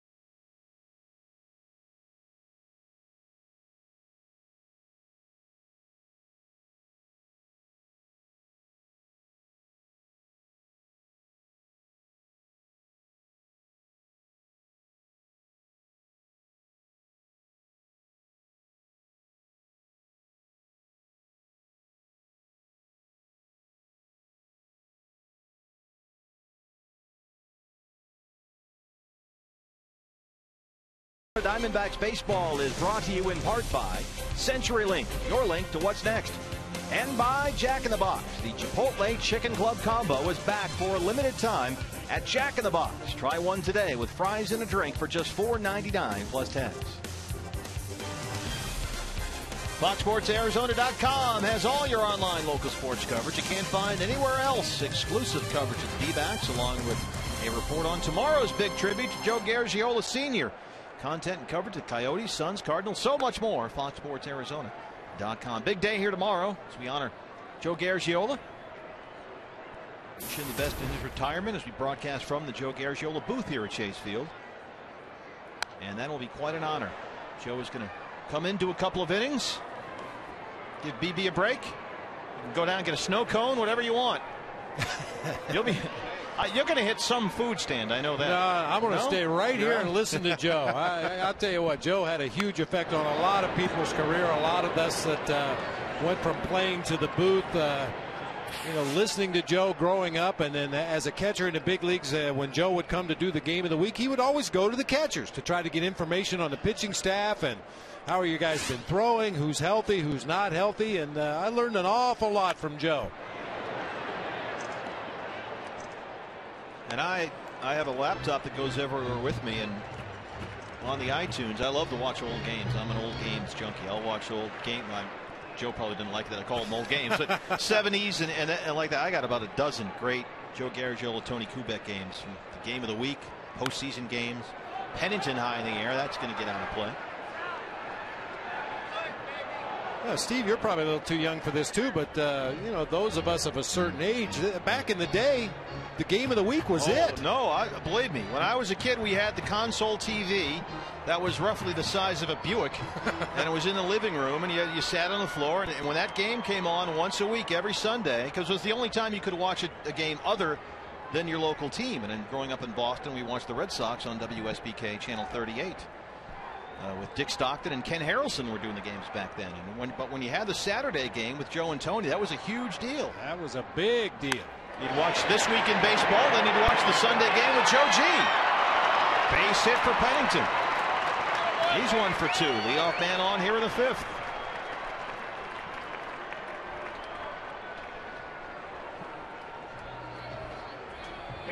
Now, this D-backs bunch has been a very resilient group through the early going this season, down 3-0 in the game to the Dodgers. No easy task, but a task I'm sure the Diamondbacks are looking forward to the challenge here the rest of the way tonight. Now keep in mind, Kirk Gibson has told us over and over, Ian Kennedy is by far the best bunter they have on the pitching staff, and Pennington with a leadoff single. Kennedy shows bunt, pulls back, and now Cliff can go to second. He gets away from Hernandez and rolls toward the Diamondback dugout.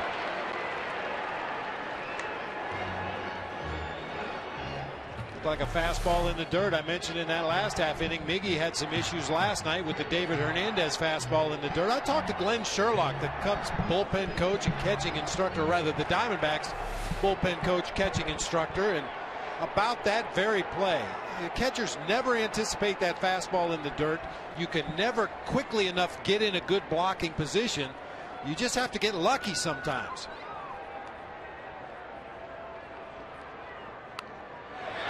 Bunted toward third. Ryu goes to first. Pennington to third. 1 away.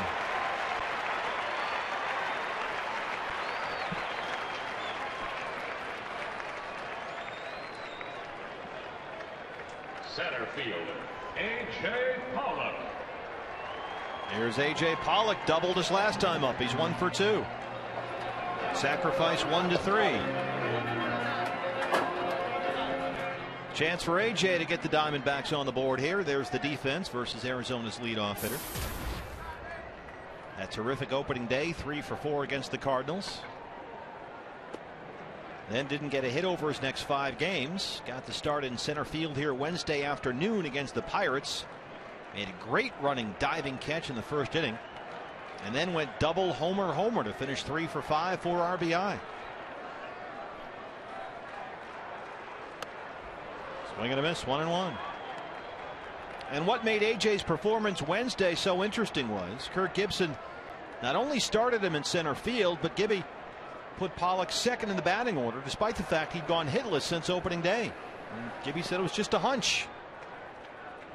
But hitting Pollock second there sure paid off, and now he's leading off here for the second night in a row.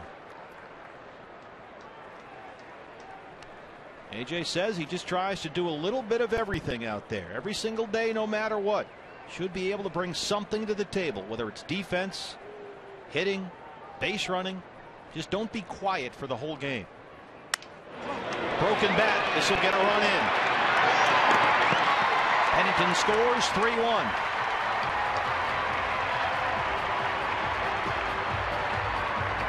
So A.J. Pollock making a lot of noise. He's got a double and an RBI. Guys on that plate, I'm sure A.J. would like to get a base hit in this situation, but a ground ball to either middle infielder was an easy run. Pennington trots home with the D-backs' first run of the ball game. And there's where that wild pitch, Bob, is so big. You're able to get Pennington to third with one out, and that help brings in the run. Gerardo Parra 0 for 2. Struck out his last time up. Left field, Crawford. Back it up at the wall, and he makes the catch into the wall. Carl Crawford. And that ends the inning. But the Diamondbacks get a run in. They almost had more. Crawford an adventure out there in left, but he's there in time. 3-1 through 5.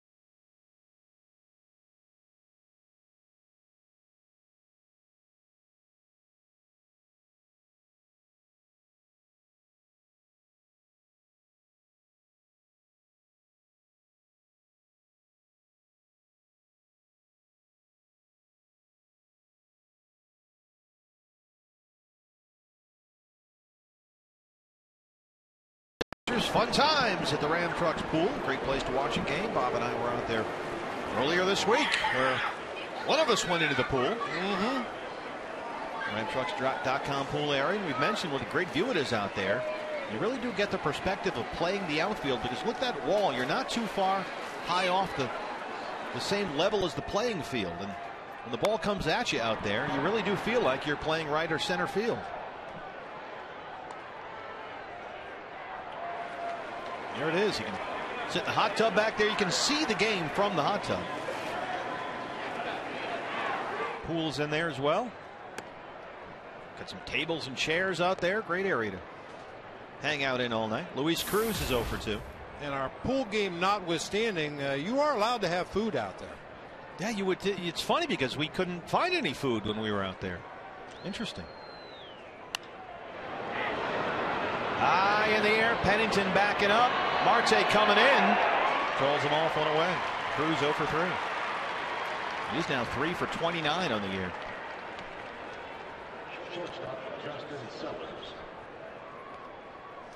Hey, while we have a moment, we'd like to send get well wishes to Travis Geyer, the son of our Vice President of Broadcasting, Scott Geyer. He's a ball player at Horizon High School here locally and unfortunately suffered an injury, cutting his season short. Travis, hope you're doing well out there.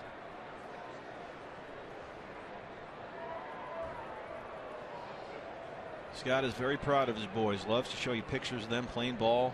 Great athletes. Justin Sellers 0 for 2, the shortstop.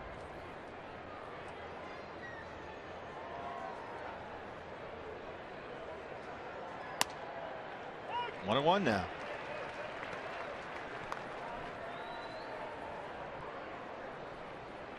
Sellers holding down the position until Hanley Ramirez comes back from that thumb injury.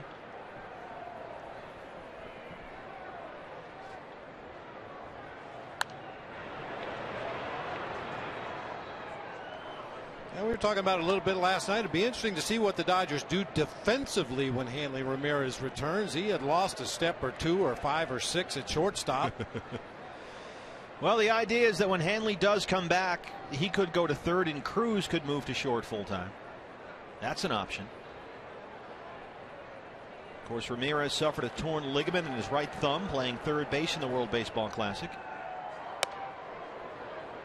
Had surgery March 21st, and as we mentioned earlier, Hanley this week declared himself a couple of weeks ahead of schedule. He was expected to be out 8 weeks, but he probably took some whirlpools or saunas in there, healing up that thumb. The cast just came off, by the way, on the thumb. Don Mattingly said he still hasn't got a date for Hanley's return, but Mattingly said, you know what, I haven't asked either, so I think he's taking it day by day. In the meantime, Justin Sellers is holding down the fort.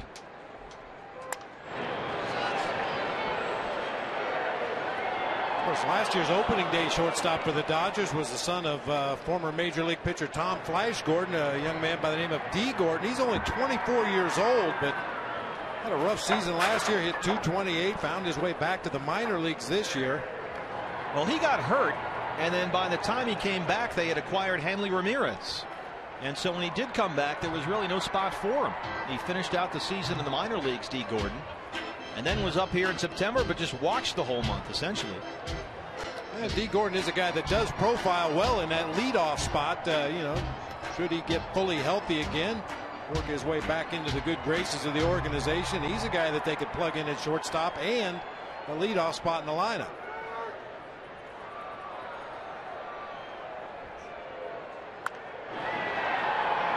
Well, the problem there is then you either have to sit Hanley or sit Cruz, and Cruz was tremendous for him down the stretch last year. Really sort of held that left side of the infield together.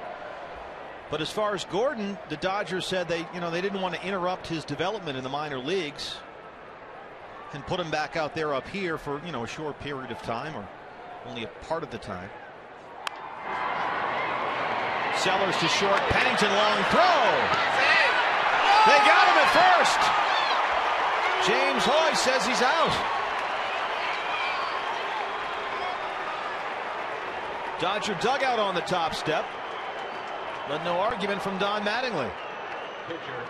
Justin Sellers voicing his displeasure.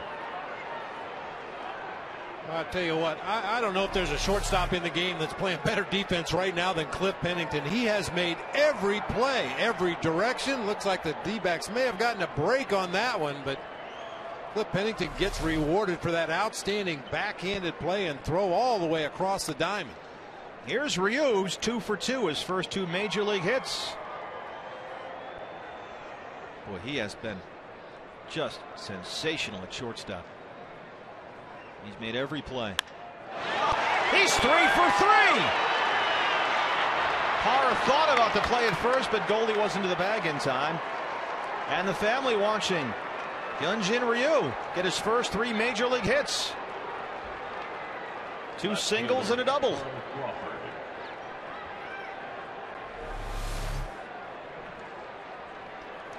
Watch Parra. Parra thinks he's got to play at first here, but then he sees Goldie wasn't quite ready to receive the throw, and he wisely decided not to throw it in there. So 3 for 3. Ryu still shaking out that right hand. Got some B's on that one. He struck the first 2 base hits really well, especially that double back in the third, but now when he may have hit out toward the end of the bat a little bit, got some B's in his hands. And the amazing thing is now, yeah, that hurt. He did not hit in the KBO, the Korean League. They have the DH there, so he's never hit. Today he's 3 for 3. Montero keeps it in front. Carl Crawford single back in the third. It's not that cold out, is it? Now, that's a pitcher for you. I know, but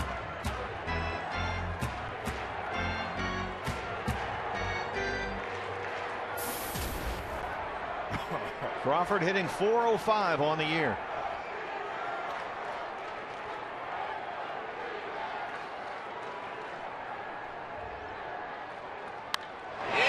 Right field, Crawford shoots it, fair ball, down the right field line. Rio into third, they'll stop him there. Stand up double for Carl Crawford.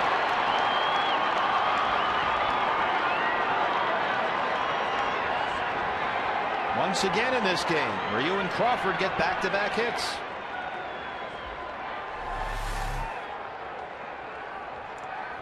That's amazing. This Dodger offense had not made much noise in the early going this season until their starting pitcher tonight got him going with that double back in the third inning. They've been swinging the bat much more aggressively, getting the barrel on the ball a lot more often than they had through the first 9 games this season. Conference at the mound. Matt Reynolds, the left-hander, warming up with Ian Kennedy now at 100 pitches on the afternoon.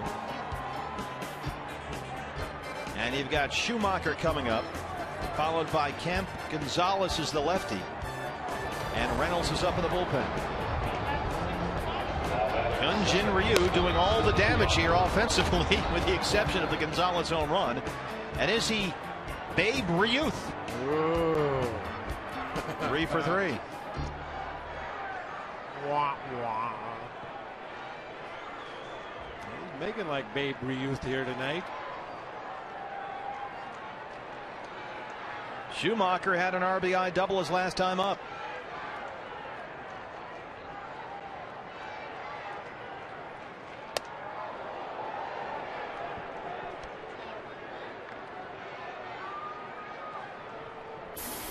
Skip Schumacher 1 for 3, 33 years old, born in Torrance, California, went to UC Santa Barbara. 5th round pick of the Cardinals back in 2001. 2-0.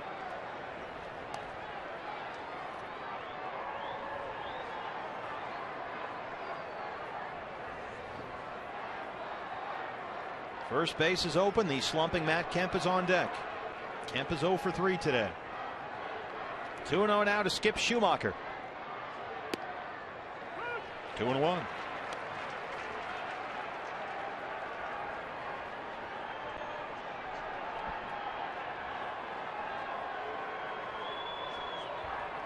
Schumacher, member of the Cardinals 2011 World Series champs. He was 2 for 11 in that series. They beat the Texas Rangers in 7.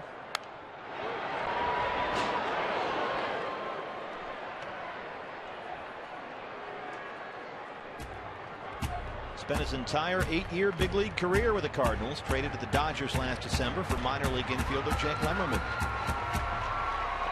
There's Kemp on deck, 0 for 3. He struck out his last time up. 2-2 now.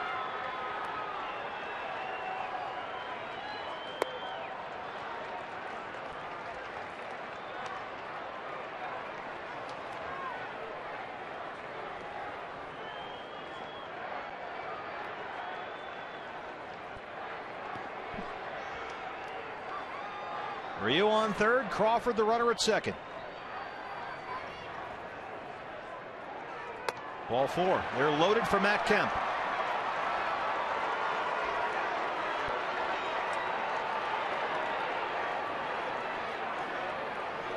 Center fielder, Kemp. I never thought I'd say this, but it certainly looked like Ian Kennedy and Miguel Montero were pitching around Schumacher to get at Matt Kemp. Well, the way Kemp is going, I mean, he's 7 for 40 this season as he steps in here. 7 for 40. Career with the bases loaded. He's got 6 grand slams. And he has not been driving in runs. He's been stranding runners left and right. And he's said it's something he's just got to stop. Swing and a miss, 0-1. Well, that's a great pitch to throw to an aggressive hitter in a bases loaded situation, especially a guy that has a history of being a big time run producer and is struggling in the early going. That first pitch change up, kept probably looking for a heater way out in front. Base hit in the left. Ryu will score. They'll wave Crawford. 2-run single for Matt Kemp. Now with 4 RBIs on the year. 5-1 Dodgers.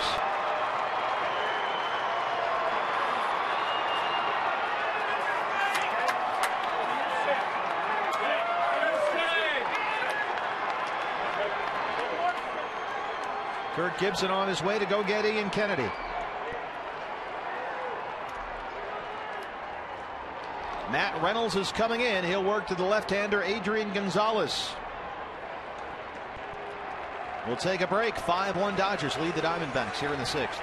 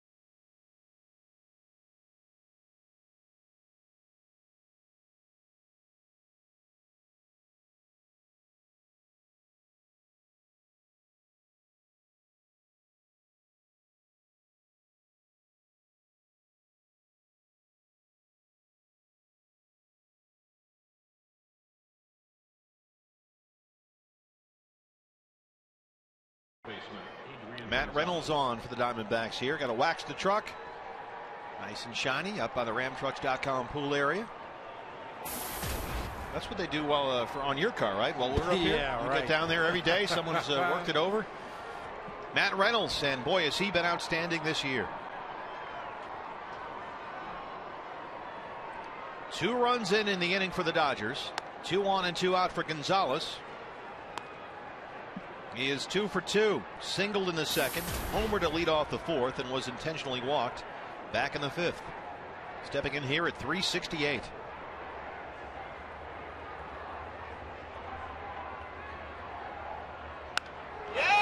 Right field, Parra. That drops in front. Run scores. 6-1 Dodgers. Second RBI of the game for Adrian Gonzalez.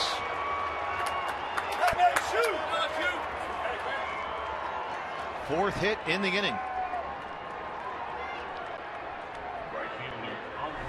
2 quick outs to start this inning, and then Ryu got the offense jump started with his 3rd hit of the game. And yeah, that's right, Bob. It started off with 2 outs and the pitcher up here. Then it went single, double, walk, single, single. And now Ethier's up.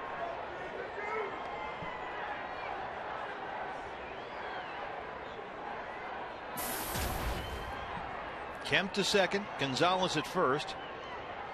Ethier had an RBI single back in the 5th.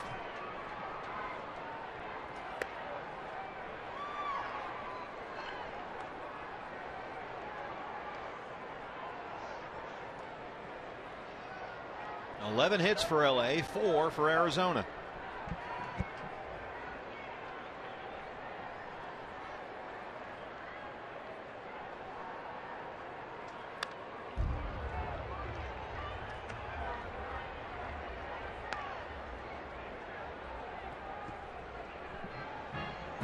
The line on Ian Kennedy.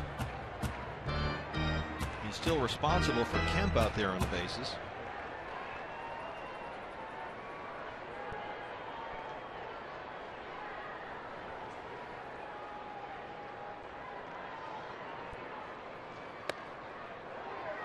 It was hard to see this one coming, Bob, because as we mentioned at the top of the game, Ian's numbers career against the Dodgers outstanding. He's flat out dominated LA the last couple of years. But it's interesting that, they've seen a lot of him, and the Diamondbacks obviously have never seen Ryu.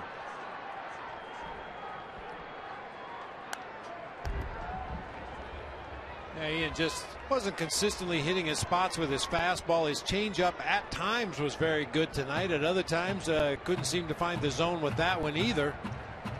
And the really surprising thing was the 4 walks. One of those intentional, but that's something Ian Kennedy rarely does. Put himself in trouble with the base on balls.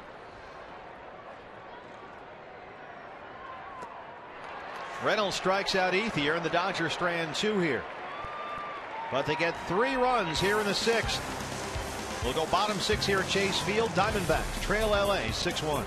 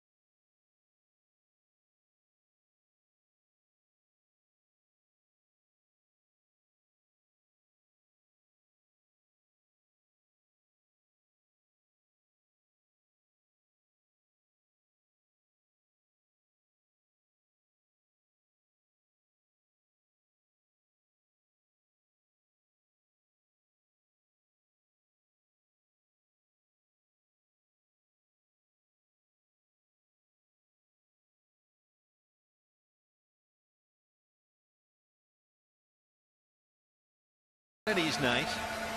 The Dodgers lead the Diamondbacks 6-1. Time to answer our AT&T Twitter poll question. What's better than beating LA? Easy answer here. This was a gimme. It's like writing your name on the SATs. Nothing. 87%. Puppy dogs are shut out. Mitch Riggin, that's a live shot from inside our truck. A lot going on in there. Prado, Goldschmidt, Montero 3, 4, and 5 here in the Arizona 6th. D-backs have been out hit 11-4. Dodgers have stranded 8, but they still lead here 6-1. Hyunjin Ryu has been outstanding for LA. He's got 7 strikeouts and he's 3 for 3 at the plate. Babe Ruth, he was a pitcher too.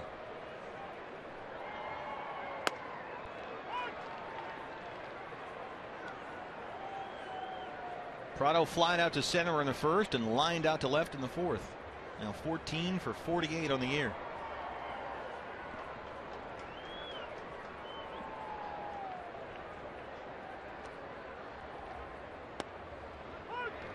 Strike, says Jim Reynolds. 1-2.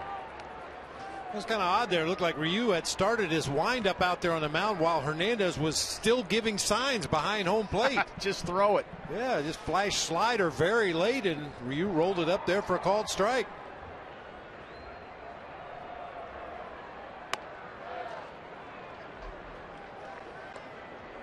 Ryu was looking in, getting his sign from Ramon Hernandez. He starts his delivery. There, 3. Throw me a slider. In mid windup, still able to throw it for a strike.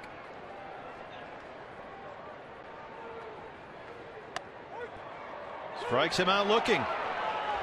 8th strikeout for Hyunjin Ryu, and Martin Prado does not like Jim Reynolds' strike zone. Now, Martin Prado has as good a knowledge of the strike zone as any hitter in the National League.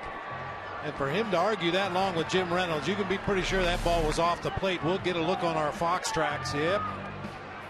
Little cutting action inside.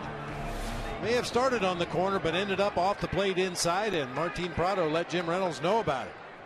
Paul Goldschmidt has been the offensive hero so far. 2 for 2, a single in the 2nd, a double in the 4th. It just missed a home run. It was almost right on the line in straightaway center field over the 407 mark out there. Goldie steps in here, 350 on the year. 0-2 now.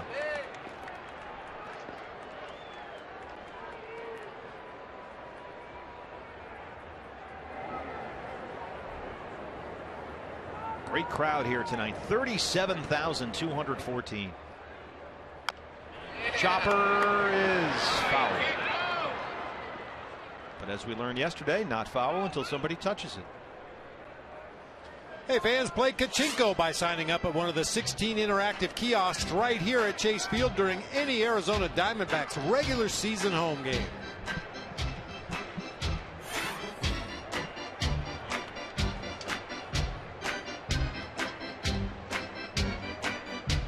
Cody loosening up. We got a lefty out there, obviously. Cody just activated today. If you just missed it, back from that calf strain. Jason Kubel goes on the DL with a quad injury suffered when he scored from second on that wild pitch in Milwaukee. 1-2 now. One more with the Dodgers back here tomorrow afternoon. Then it's a 9-game road trip. Starts out at Yankee Stadium on Tuesday, then to Colorado, then to San Francisco. Struck him out. 9 strikeouts for Hyunjin Ryu, matching Kershaw's total last night. Well, if the Martin Prado at bat wasn't enough to convince you, this one is. Jim Reynolds calling pitches off the inside part of the plate. That slider ends up at least a couple 3 inches off of the inside corner, but Ryu gets the call.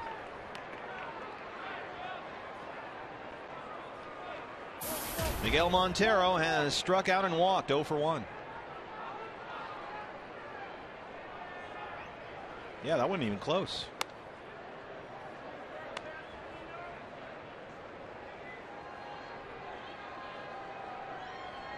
.95 pitches now. 60 for strikes.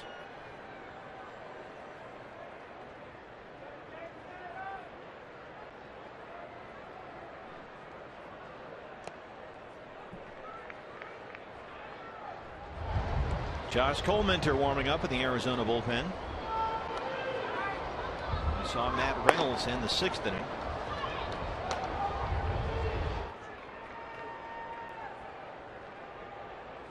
So down 6-1. Coleminter may save the bullpen a few innings here. And Ramon Hernandez calls time.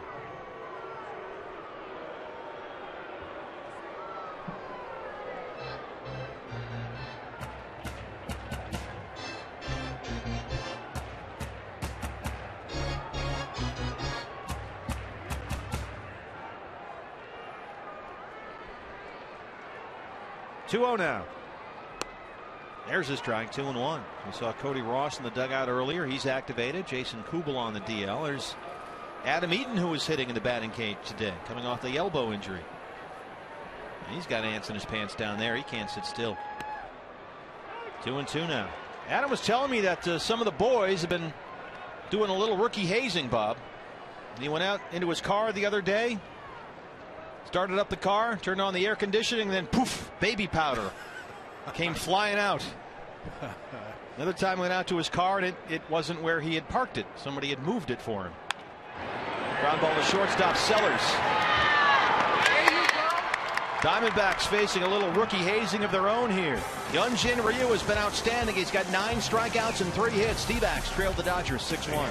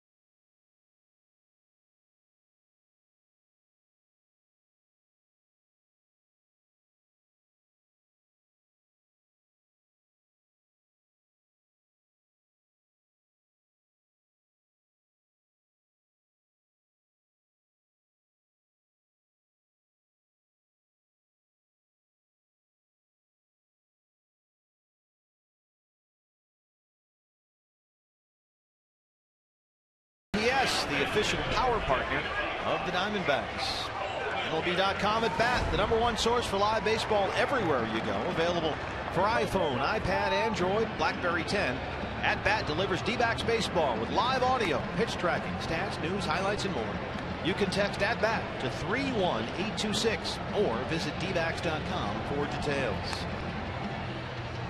Hyunjin Ryu, Babe Ruth, 9 strikeouts. He's 3 for 3 at the plate, and he has been a one-man wrecking crew here today. And he has looked outstanding with a little help from Jim Reynolds behind the plate. New pitcher on the mound for the D-backs is Josh Colmenter.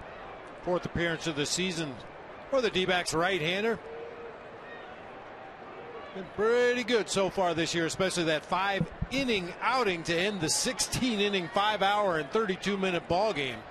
Pretty good. Hernandez, Cruz, and Sellers 6, 7, and 8 here in the LA 7th. Goldschmidt chasing it down in foul ground, out of play.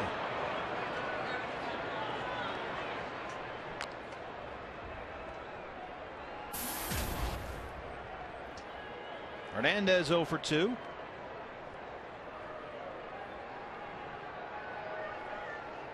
Just acquired from the Rockies in a trade for Aaron Harang.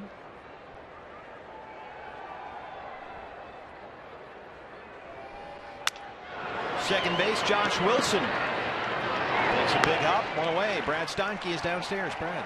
Yeah, Bob, as a former catcher, here's a lineup you would appreciate. A few years back in Venezuelan winter ball, Miguel Montero had teammates of Ramon Hernandez, Yorbit Torrealba, and also a former D-backs catcher, Henry Blanco. There was so much talent on that team. The rest of the teams were crying foul, and they wanted to break them up. But at times, Henry would play third base, and Ramon would play first base. And some really good talent behind the plate coming out of Venezuela.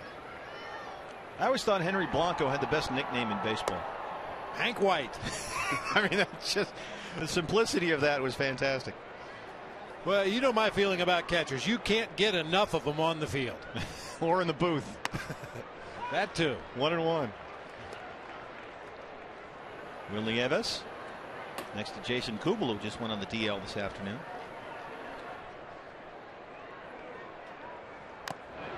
Will's wife was out there for the March of Dimes walk this morning. All the D-backs players' wives are out there doing a great job for the March of Dimes. Did a 3-mile walk.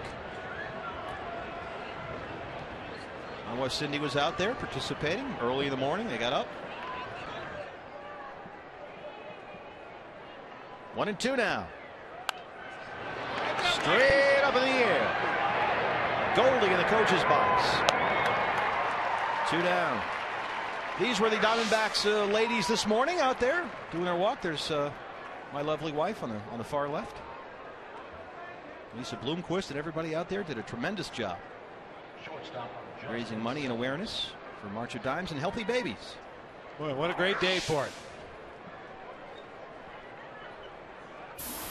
Yeah, this is the way every baseball game ought to be played under these conditions. Just perfect. I don't know if you had a chance to catch any of that Cubs-Giants game this afternoon on Fox Network. Oh, they've had some. Man, have they had some weather at Wrigley Field or what? Woo. Holy moly! It's like Wuthering Heights every time you look around. I mean, this guy's wearing ski masks and it's rainy and foggy and windy, and it makes you grateful to live here in the Valley of the Sun. Absolutely. We have got it made here this time of year.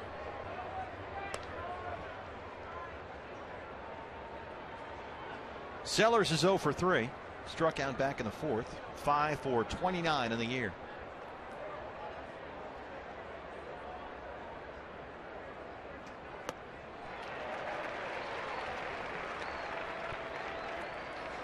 Well, you'd love to get Sellers to give yourself the option of walking Ryu. We're not there, are we? Are we really there? Maybe not quite. He's 3 for 3. Left field, Marte drops in for a base hit. First hit of the game for Justin Sellers. The 8 and 9 hitters in the Dodger lineup are now 4 for 7, with Ryu stepping up.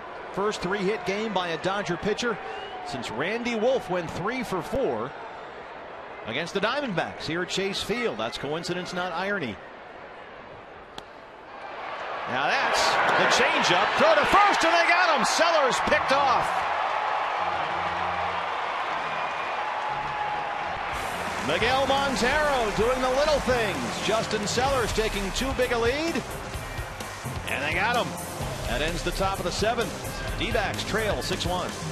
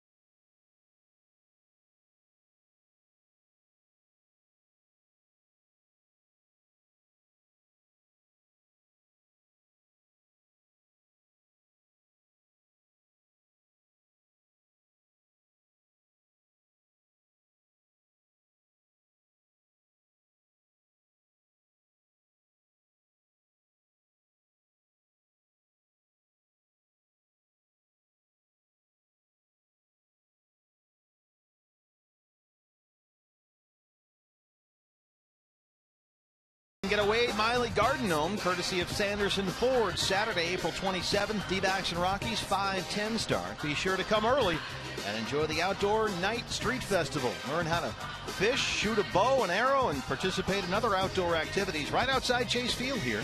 You can call 602-462-4600 or log on to dbacks.com/outdoors. There is Wade Miley.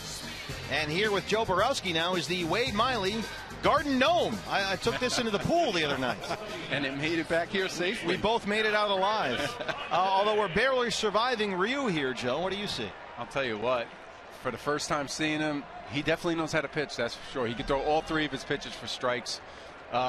Just moves the ball in and out.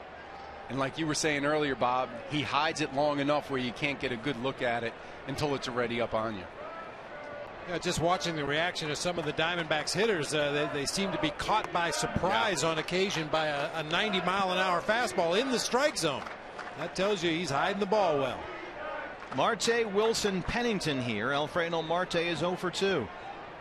Only 4 hits for the Diamondbacks so far.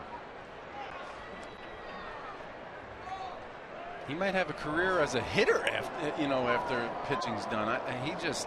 And the funny thing is, as we mentioned, they have a DH in the Korean League, so it's not like he's got a ton of experience up there.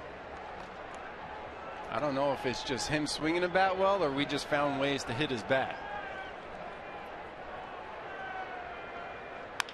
Marte. Cruz at third, no play.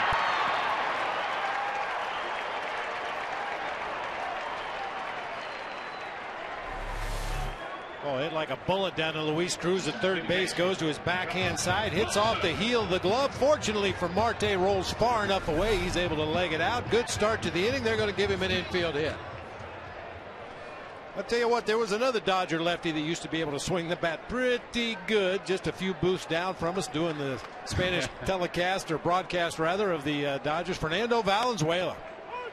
Boy, he was a great athlete. Didn't look like it, but he could do everything well. Maybe Freddie's been working with Ryu on his batting stroke a little bit.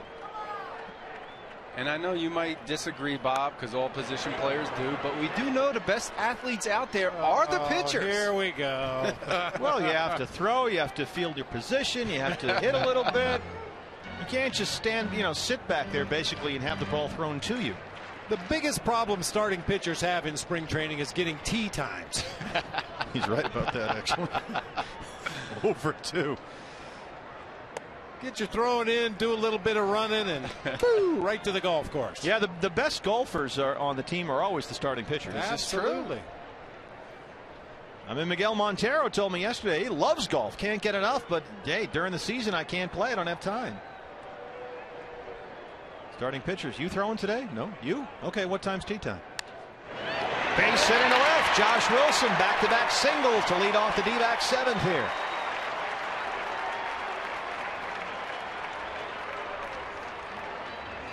Hyunjin Ryu is our APS Energy All-Star. He's got 9 strikeouts and he's 3 for 3 at the plate. His first 3 career hits. Well, he's a force to be reckoned with. I mean, I think ultimately the Diamondbacks pitching staff will figure out a way to get him out, but it's up to the Diamondbacks hitters to figure out a way to break through against this left-hander. Well, let me ask you, Bob, is it tough when you've never seen a pitcher as a hitter the first time seeing him, especially someone who knows what he's doing out on the mound? I got to figure that's the toughest part for a position player. Yeah, I mean, obviously they didn't have any idea of his arm angle, the movement on his pitches. You can watch video, you can read the scouting reports, but until you actually get in that batter's box and see it for yourself, yeah, it's a great unknown. Well, this is now the 3rd time through the order here. So every batter now that Pennington's in there has now seen Ryu 3 times, and the only guys to get base hits in their 3rd ABs against Ryu are Marte and Wilson. Pennington singled his last time up. And now here's Don Mattingly. He'll double switch. A conversation with Jim Reynolds now. 107 pitches. This could be it for Ryu. Cody Ross has a bat. He was on deck.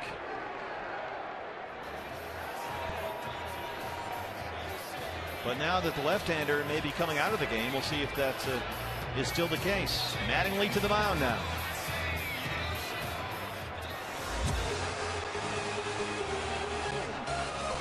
Ross back in the dugout, and now he's the right-hand hitter. Hinsky, the left-hand hitter, comes out, and Ryu exits. What a night for him. His family on their feet here at Chase Field. He's got 9 strikeouts and 3 base hits. He leaves with a 6-1 lead.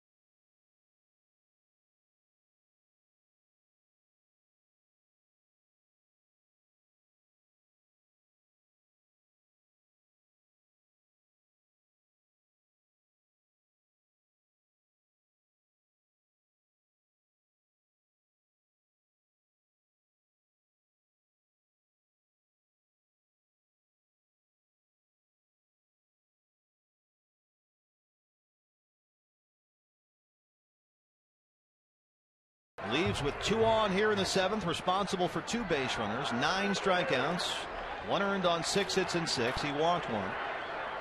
Marte led off the 7th with a single. Josh Wilson singled, and now in to face Cliff Pennington is Ronald Belisario.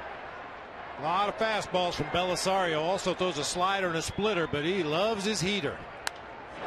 First pitch swinging, foul ground. Belisario last pitched Thursday in San Diego. Actually pitched Tuesday, Wednesday, and Thursday. Had yesterday off. See if the 3 days in a row has any effect on him here after 1 off day.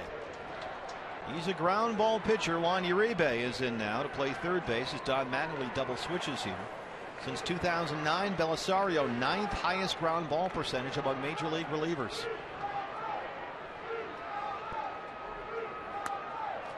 Oh, 2. And you can see why he gets those ground balls right there. He got a good late sink to his fastball.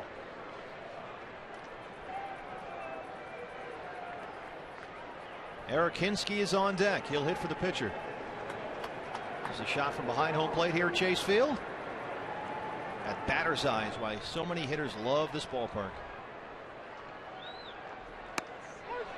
Struck him out looking. And the Diamondbacks have had it with Jim Reynolds' strike zone, and now Pennington breaks his bat on the plate, and he's been thrown out. They've been barking all night, and now somebody finally got ejected. We've seen guys shatter bats on baseballs. First time we've ever seen it happen on the plate.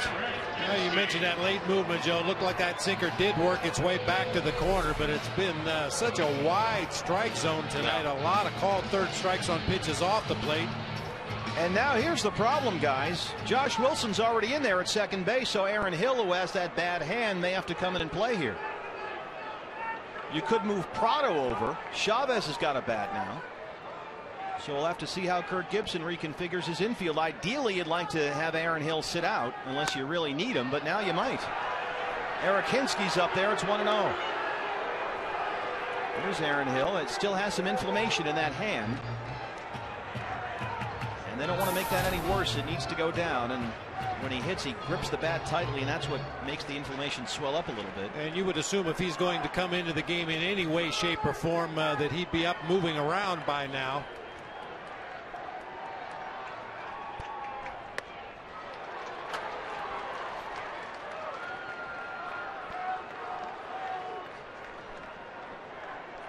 Right here with the Diamondbacks, it's important. You got to scratch together some runs in this inning. You don't need all of them back at one time, but you want to bite into that lead a little bit here, set it up for the next 2 innings coming up.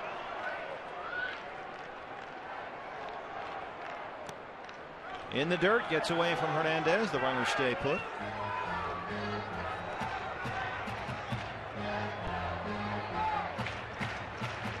Eric Hinsky says the 2 keys to pinch hitting: be aggressive and have a short memory, because you're not going to get it done all the time. Kind of like a field goal kicker in football. A view from behind home plate. Hitters count here to Hinsky, 2-1.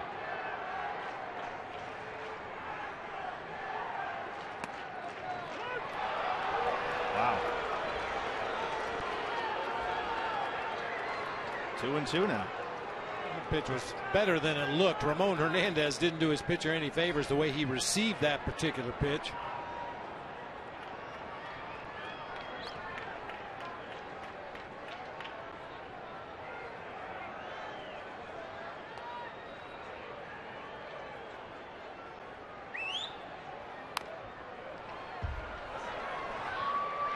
Tried to go right back to that sinking fastball inside that he got Pennington looking at. We call this the off the body sinker or the front door sinker. Throw it off the plate, tail it back to the inside corner. That time Hinsky able to foul it off, stay alive. Marte on second, Wilson on first. 1 out here in the 7th. Cliff Pennington has been ejected. 3-2. A.J. Pollock is on deck, the leadoff man.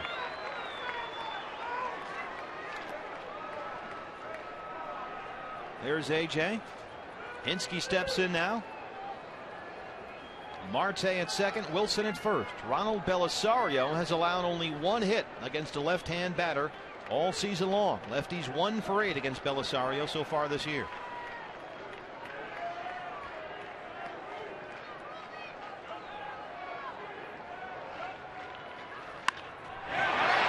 It gets through. They'll wave Marte. Wilson headed for third. Pinch hit RBI single for Eric Hinsky. It's 6-2 Dodgers.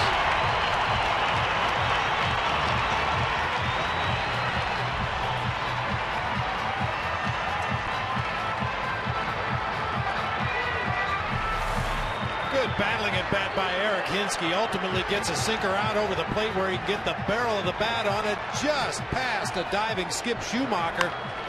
You're right, Joe. You don't need to get them all back in this inning, but you need to get a couple. Eric Hinske with a big RBI right there. And now Eric Chavez will come up. He will hit for A.J. Pollock. A.J. had a double in the third. Delivered the Diamondbacks' first run and a ground out to shortstop in the fifth. So Pollock is out now, and Chavez will pinch hit. Back-to-back lefty pinch hitters here off Kirk Gibson's bench. There's the defense. Wilson on third, Hinske on first.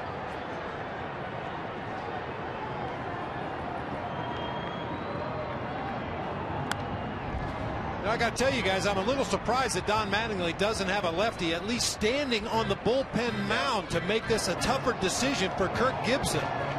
If there was a lefty down there just even playing catch, it would maybe cloud your decision-making process as to whether you want to burn your last left-handed batter. But because there's no lefty warming up, we'll send Eric Chavez up there against a right-handed pitcher.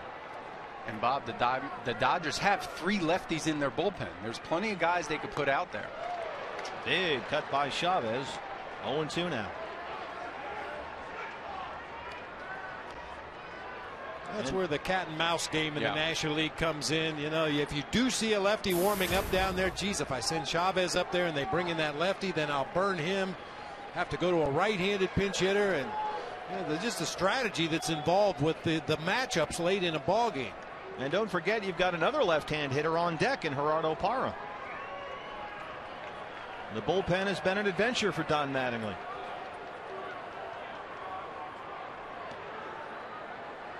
Oh, 2 to Eric Chavez. An important at bat right here for Chavez. He has to find a way to put this ball in play and get that second run across. Finds himself in a hole. 0-2. Do whatever you can. Find barrel. Hit that ball somewhere out in the outfield. Try to cut that lead in half.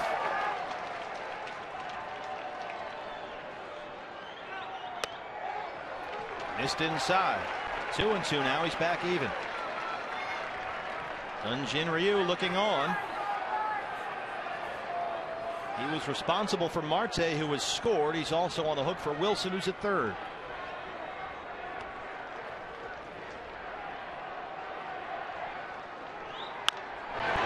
Right side, it gets through. The run will score. Back-to-back pinch hit RBI singles. The Diamondbacks have cut the lead in half. Bob, we've talked about it all spring long. The veteran presence on the bench late in games.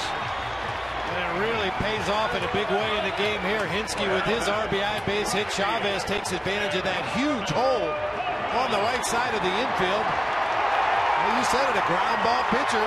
Chavez with a ground ball through that right side, and the Diamondbacks creeping back into this one. And now we'll have a conference at the mound. Rick Honeycutt is out there. Both the runners that were put on base by Ryu have come in and scored. And the bullpen, it's still crickets back there. And this is great about the luxury that Gibby has this year. He has veteran guys who have been in those roles, coming off the bench late in games, that he can throw out there and are going to put together quality at-bats. They did a fantastic job, back-to-back pinch hit singles, bring in both runs. Now you've cut the lead in half. Diamondbacks, really, the momentum, you could feel it changing right now, and this sets him up nicely. Kirk Gibson said we weren't very good last year when we got behind. We weren't very good pinch hitting. We weren't very good in late and close situations, high leverage situations. And the thought is that when you get veteran guys, they have a better understanding of what that situation calls for. They're a little craftier, and we need that. Gerardo Parra 0 for 3.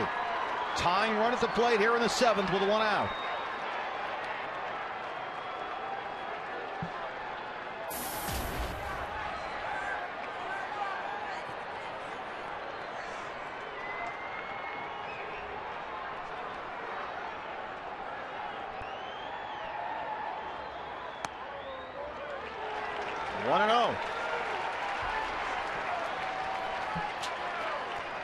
Single by Marte, single by Wilson. That ended Ryu's night.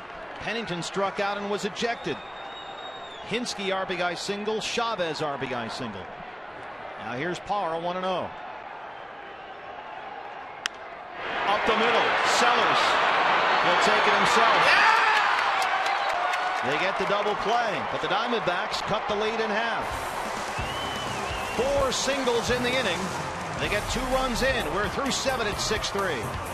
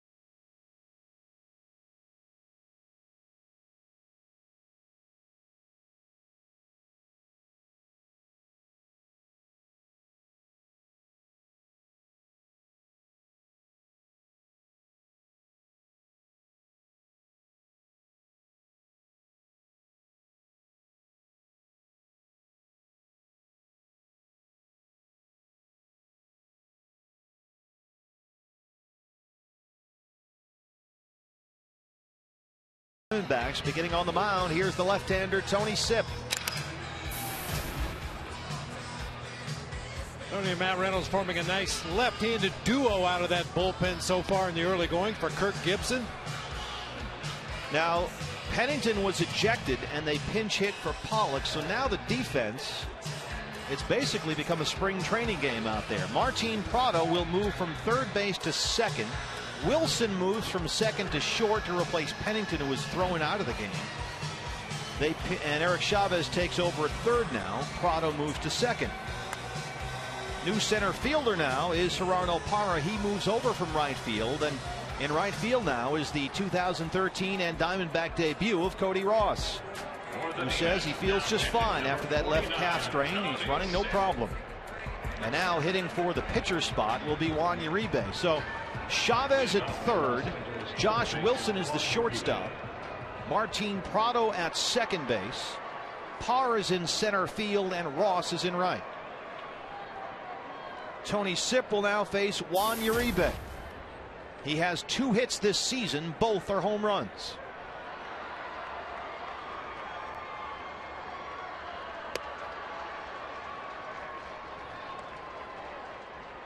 Dodgers got 1 in the 4th on a Gonzalez homer, 2 in the 5th, and 3 in the 6th.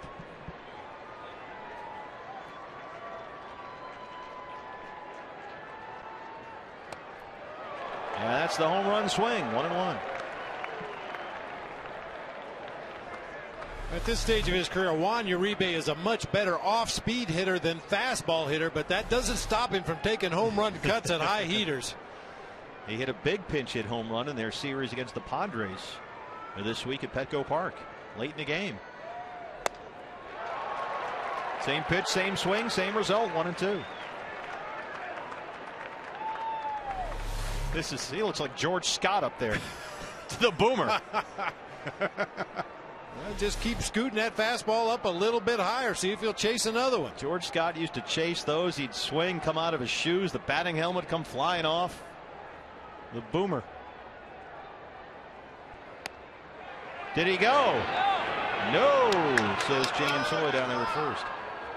Wasn't George Scott the one that had the big necklace on one spring and somebody asked him what it was made out of? And he said second baseman's teeth. He used to have they would look like shark teeth or something.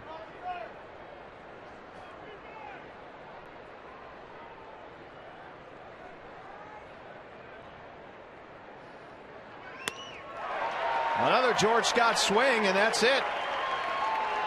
One away here in the 8th. Now in right field, number 7. George Scott was in Boston when things weren't going so well, and they asked him, George, they heard some trade rumors, you want out? And the boomer looked up and said, you see that sign? He pointed to the exit sign. You can exit me right out of here. Now batting for Los Angeles, left fielder Carl Crawford. Carl Crawford steps in now. Crawford singled in the 3rd, doubled and scored in the 6th. Hitting .421 on the year.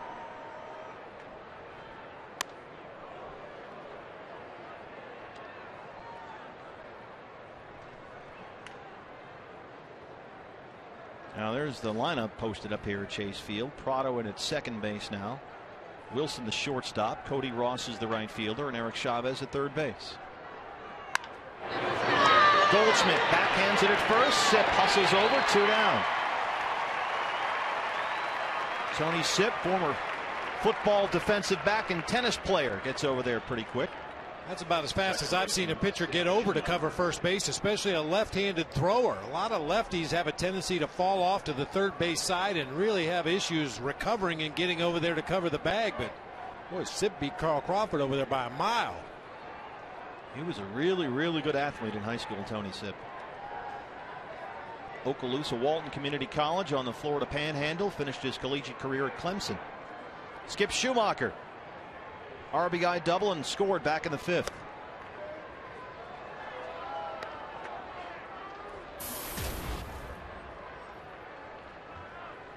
Sipp last season over his final 34 appearances for Cleveland put up a 2.64 ERA. Left-handers hit only .209 against him. 23 hits and 110 at bats.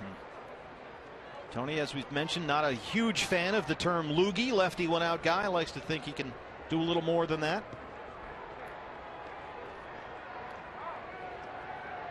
Trying to go the full 8th inning here. We've seen Reynolds, Colementor, and now Sipp, all in relief of Ian Kennedy. There's a strike, 2-1.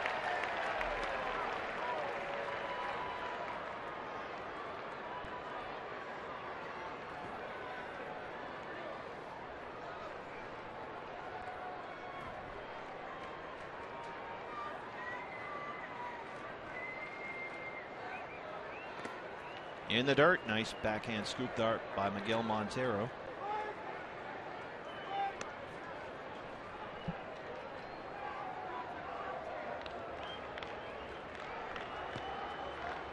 It'll be Prado, Goldschmidt, and Montero in the Diamondbacks' 8th.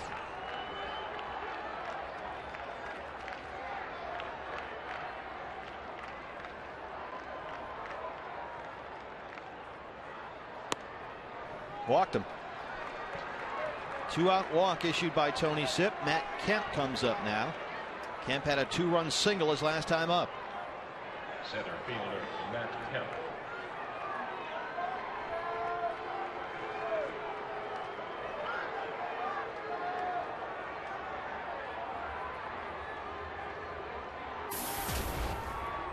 Kemp 1 for 4. Twice flied out to right, struck out in the 5th. 2-run single in the 6th. Dodgers offense had scored more than 4 runs only once through their first 10 games. They have 6 here tonight.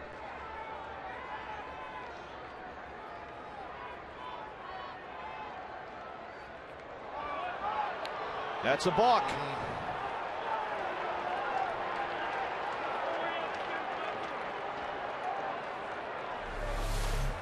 Not sure exactly what happened right there. Tony Sipp, I think maybe he lost his balance and didn't want to uncork one, knowing there's a runner on base. Yeah, it looked like that right foot maybe came down a little bit before he was ready. He hadn't completely turned and strided toward home plate. The right foot came down at kind of an awkward angle, and you may be right, just didn't want to risk a wild pitch. But as it is, the runner moves up into scoring position anyway. Let's see.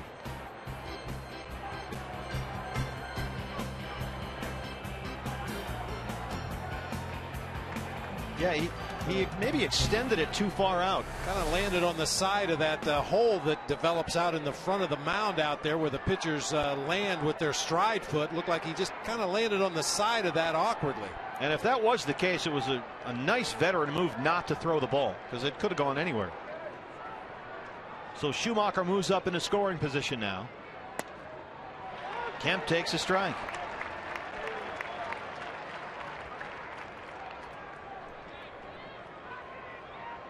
Matt Kemp, 28 years old, from Midwest City High School in Oklahoma.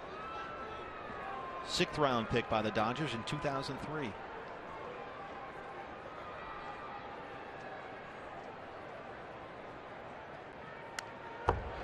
Oh, 0-2 now. Last season, Matt Kemp hit .331 with runners on base. And he was actually a handful for lefties last season. .363 against left-hand pitchers, 7th best in the major leagues.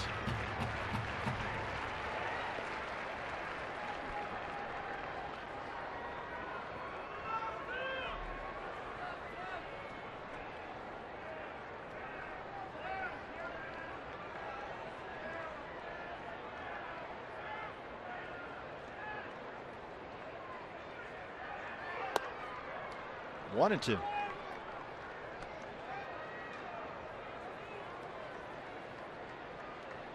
Matt Kemp showed up to camp thinner than he's been in years past. Been described as having a more measured attitude, a more forceful presence in the clubhouse. It's a room full of big-name Dodger players and signees looking for a clear leader, and Kemp trying to be that guy.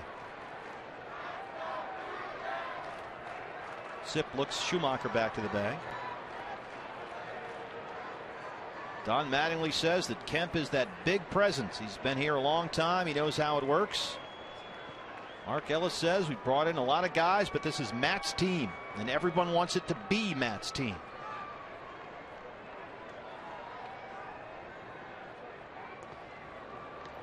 Montero keeps it in front. Schumacher stays at second. Miggy getting a workout back there, Bob. Yeah, he is. Diamondbacks pitchers recently have been bouncing a lot of pitches in the dirt out there in front of home plate. For the most part, Miggy has smothered them all. Hold the runner right where they're at.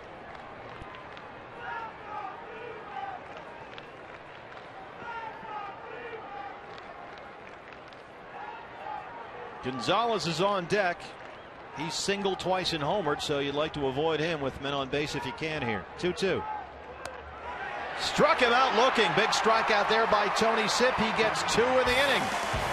The Diamondbacks down 6-3. They'll have their 3, 4, and 5 hitters. Prado, Goldschmidt, Montero when we come back to Chase Field.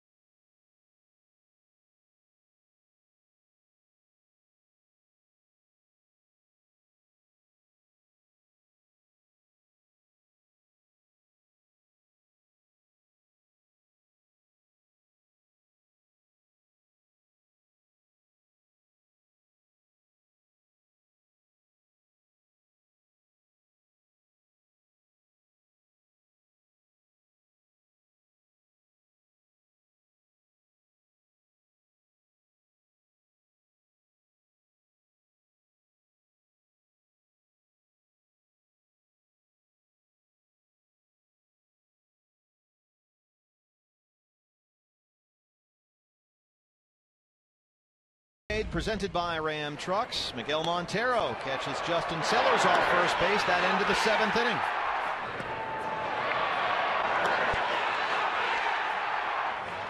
Just reacting to what he saw in the field right there. Sellers had taken an extra couple steps on his lead at first. Miggy came up out of his crouch and fired a strike to Paul Goldschmidt for the out.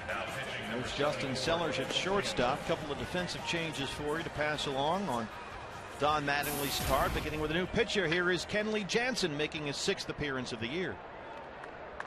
Leading off for the D-backs. And as you can see, the walks plus hits divided by innings pitched is outstanding. Mark Ellis has come into the game. He'll play second base now. And Skip Schumacher, who was at second, has moved out to left field. He takes over for Carl Crawford out there. Prado, Goldschmidt, Montero, 3, 4, and 5 here in the 8th. Martin Prado, 0 for 3. Struck out looking his last time up and stood at the plate and had a discussion with plate umpire Jim Reynolds, who has also thrown out Cliff Pennington in this game for the same thing. Pennington smashed his bat on home plate in half, and they'll generally get your run.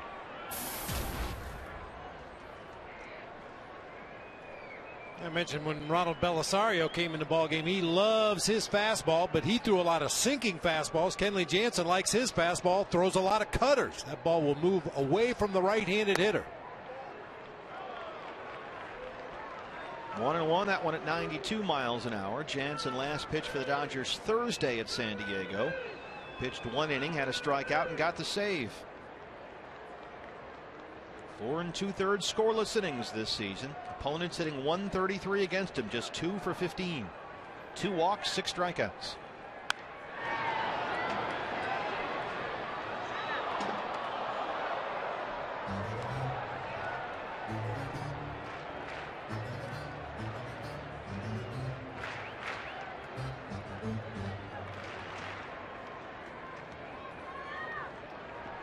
Diamondbacks trying to get to 8-3 for just the 2nd time in their history. Last time was 2000. But they're down 3 here as Prado leads off the 8th.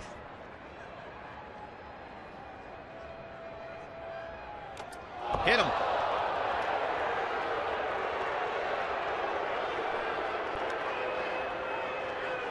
Or did it hit the bat? Boy, it sure sounded like it hit something. He's got that elbow guard up there. No, it hit Jim Reynolds' mask is what that noise was. Ramon Hernandez just kind of fanned on that fastball up and in and caught the side of Jim Reynolds' mask, narrowly missing Martin Prado. It had that distinctive sound of ball hitting equipment. But the equipment was the mask of the home plate umpire. So it's 2-2 now.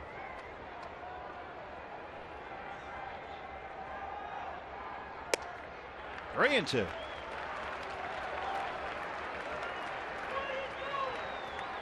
Kenley Jansen has been a thorn in the Diamondbacks side. 15 games, 8 saves, an ERA of .63.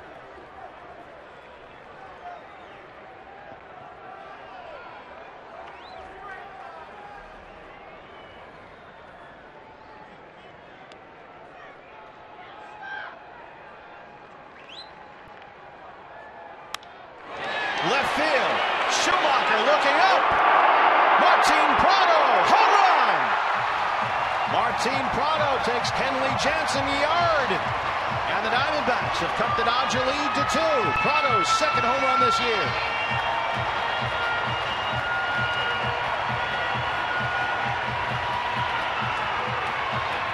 That's a Fulton home run. Another $150 going to Central Arizona Mountain Rescue Association for our friends at Fulton Homes. Martin Prado now 3 for 3 lifetime with 2 home runs against Kenley Jansen. Got himself in a favorable count. Jansen's thrown nothing but fastballs so far, and Prado able to tomahawk that one out of here to left field. Paul Goldschmidt 2 for 3. Struck out his last time up. Third base side. Uribe. Low throw in time. One away.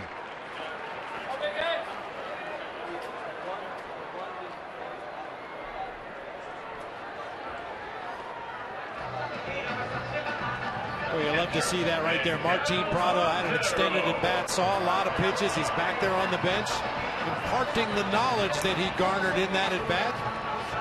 Explaining to Josh Wilson what he saw, what the fastball looks like, the kind of movement that it has when it gets in the hitting zone. That's the best scouting report you can get. One of your teammates that has just had an at bat against a pitcher. It's certainly the most recent report you're going to get. Miguel Montero now struck out in the 2nd, walked in the 4th, grounded out in the 6th.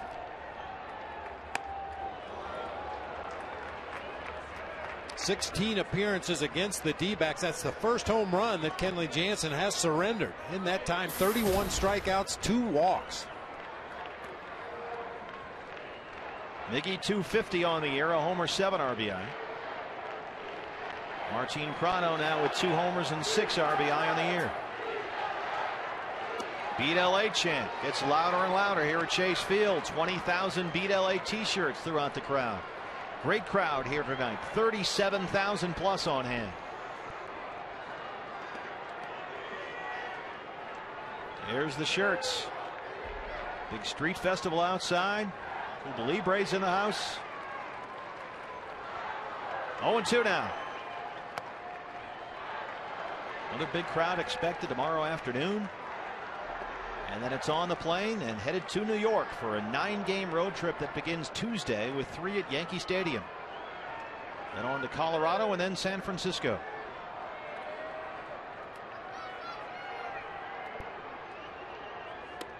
Two and two.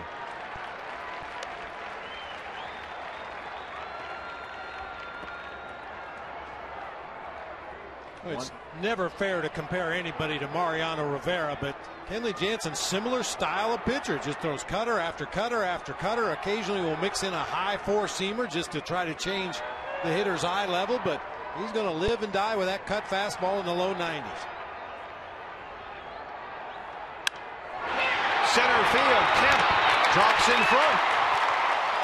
Hernandez, Bob, just set up right down the middle with that one, and that's where Jansen threw it. Miguel Montero, his first hit. 10 hits now for the Diamondbacks. Look where he sets up. He threw it right to the glove. Maybe got in just a little bit near the trademark of Miguel Montero. Looked like he struck it much better than it turned out. Little one-hopper into center field. We all want tacos. Tying run at the plate now with a 1 out here in the 8th. Alfredo Marte singled and scored his last time up. 1 for 3 on the night. 1-0. Marte 5 for 20 on the year.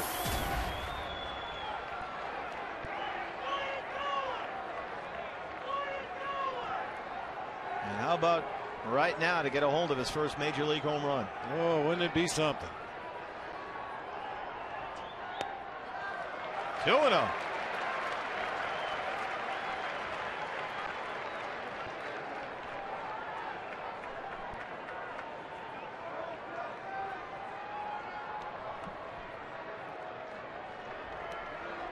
Well, you've had a couple pitches to see the release point, see the movement on that cut fastball. Rick Honeycutt wants to talk about it.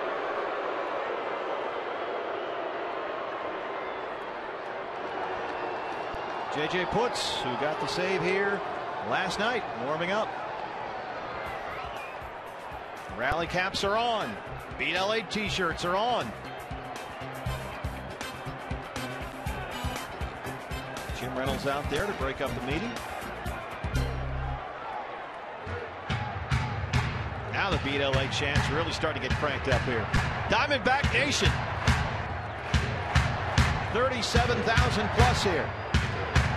Roof is open. Panels open.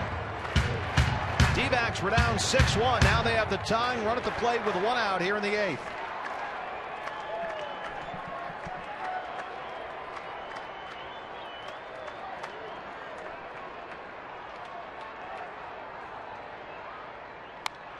Ooh. He was on that, boy. He was on that one. I guarantee you Don Baylor has no issues with that 2-0 swing from Alfredo Marte. Got the cutter inside part of the plate. Marte looking to hit one to Gilbert right there. Rally cap looking good. 2-1 now.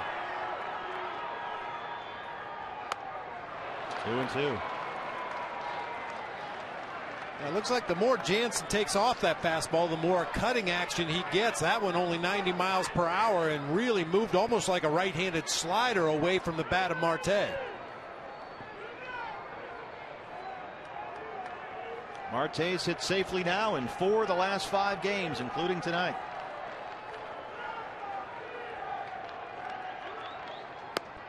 Got him. 2 down.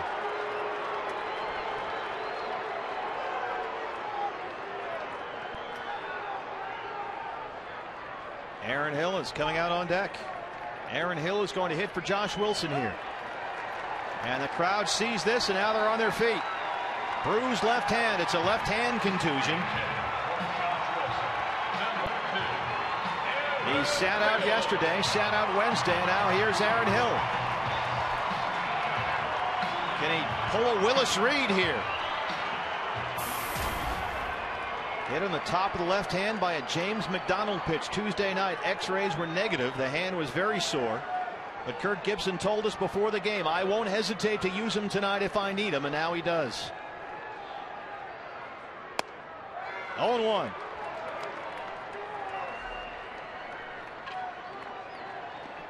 Aaron Hill wore out right-hand pitching last season. .316. Second in the National League behind only LA's Andre Ethier.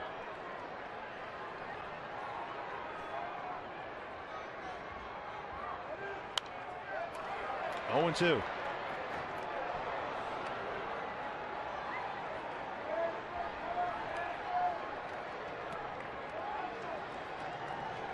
And it's funny, it's the left hand for Aaron Hill. And he always thinks of himself, he says, as a top hand guy, top hand hitter.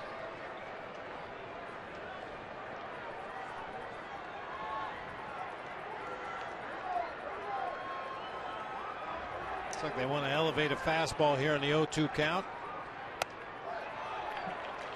Hey, even when they try to waste one up high out of the zone, it's a cut fastball.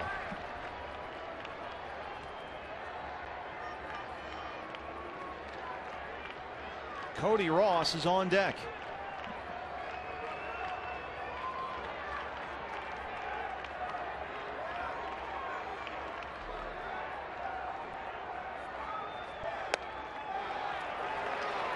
Two and two. Boy, tough take there by Aaron Hill. Wow, he just spit on that one. 5 for 10 as a career pinch hitter. I mean, he's been in the dugout. He's seen the strike zone. He's heard the complaints. He's watched Cliff Pennington get thrown out. That's a really good take there.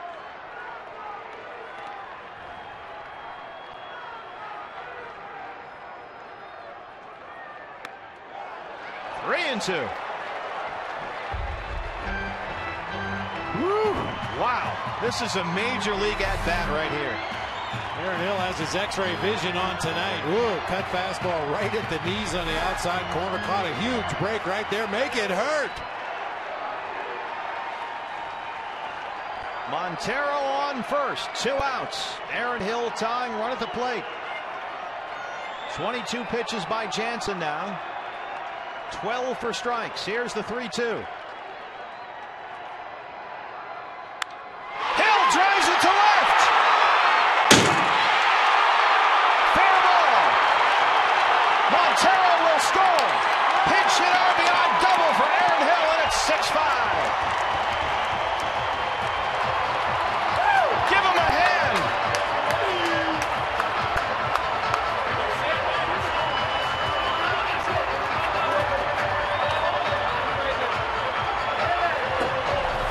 Ball hit like a bullet down that left field line. A hanging cutter up above the belt. It's about halfway up the fence, just inside the left field foul pole. By the time Skip Schumacher can run it down, Miguel Montero has come around from first base to score. We got ourselves a 1-run ball game. And now with a tying run on second and 2 outs here in the eighth, Cody Ross will make his first at-bat as an Arizona Diamondback. Just activated about an hour before game time tonight. He has missed the entire season with a calf strain. He's hit with Visalia. He was with Reno last night. Now he's in here with a tying run on second. Belisario. Jansen in relief of Ryu struck out 9.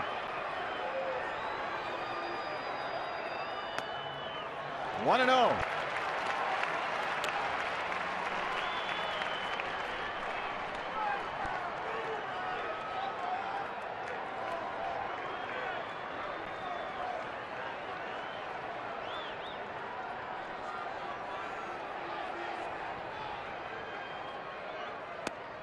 There's a strike. 1-1. Cody had a flair for the dramatic with the Red Sox last season.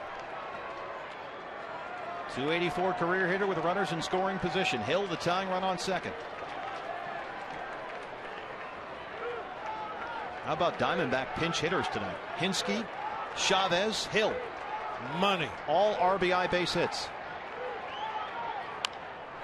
Foul down the right field line. Tough spot for Cody. He hit it for a while at Class A Visalia and said the pitching was kind of erratic. Young guys not all able to throw strikes. Had some AAA at bats last night. Did well. And he makes his Diamondback debut right here. Will Nieves is on deck. Last available position player for Kirk Gibson off the Diamondbacks bench. Will Nieves in the on deck circle.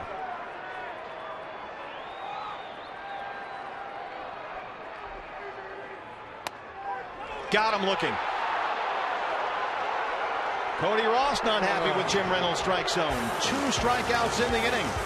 Both looking, but Martin Prado starts it off against Kenley Jansen. The home run is second of the year. And then Aaron Hill, a pinch hit RBI double, will go to the 9th. The Diamondbacks back within 1.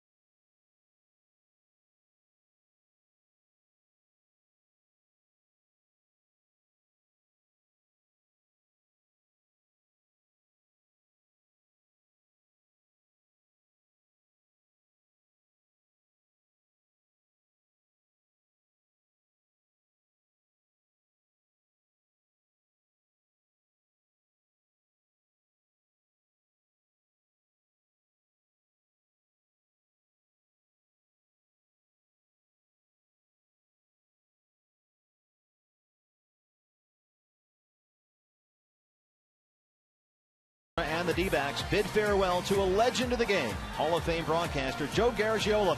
He'll be honored with a special pregame ceremony as the D-backs close out this series with the Dodgers, and Joe G will make his final appearance in the booth during the broadcast. It's going to be quite a moment. We hope you'll join us for this special tribute tomorrow. It starts at noon, beginning with In My Own Words, Joe Garagiola on Fox Sports Arizona. Joe, thanks very much. Well, we're looking forward to that. Aaron Hill stays in the game now. He'll play second base. Martin Prado moves to shortstop now. So Prado playing his 3rd position of the night in the infield. He started at 3rd, went to 2nd, and now he's at short. Hill at 2nd. Tony Sipp is still in there for the Diamondbacks. Gonzalez and Ethier, 2 lefties, will lead off the 9th. So Tony Sipp, who said he would prefer a bigger role, he doesn't want to be a one-out guy, getting a chance here. Sipp had 2 strikeouts in the 8th. Gonzalez, first pitch swinging, center field. Parr is out there. That's a big out right there, 1 down. Gonzalez had twice singled in the game and homered in the 4th. So 1 away now for Ethier. Dodger bullpen. Is it Brandon League? Yep. The closer is up. Ethier struck out his last time up. He had an RBI single back in the 5th. He struck out twice tonight.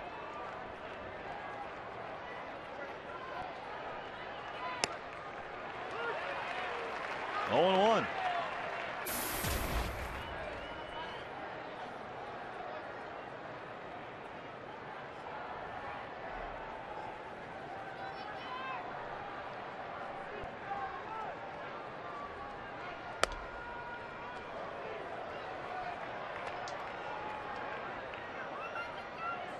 Ethier last year, 284, 20 home runs, and 89 RBI. But he hit only .222 against left-hand pitchers.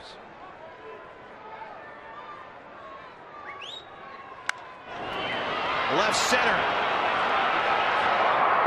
It's off the wall. Marte will play it on the one hop. Stand-up double Andre Ethier.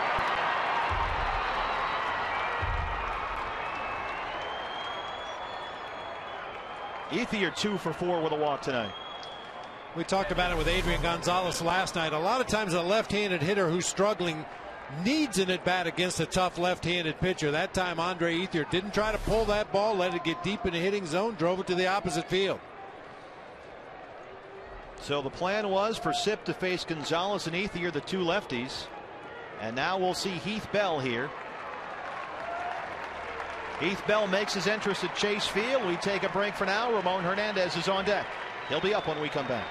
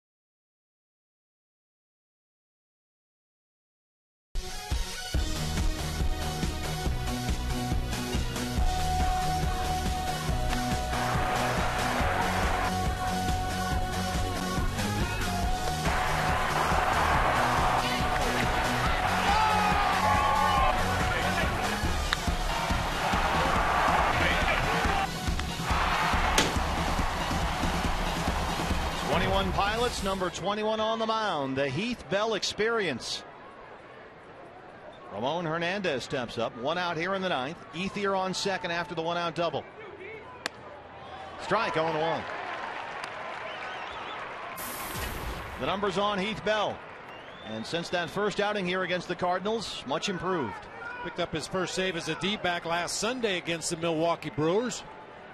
Fastball curveball combination from Heath.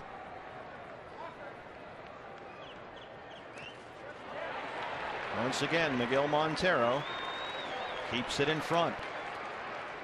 Hernandez swung on that one, so now it's 0-2.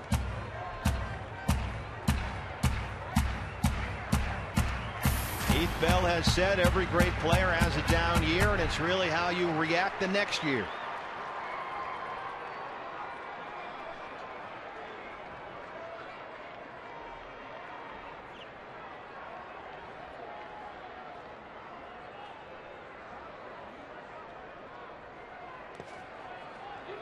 If he'll chase it once, try it again. Bounce that curveball out there in the left-handed batter's box. See if you can get Hernandez to chase another one.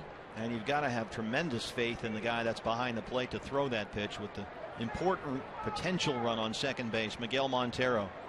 Give you a lot more confidence in those breaking balls when guys are on base.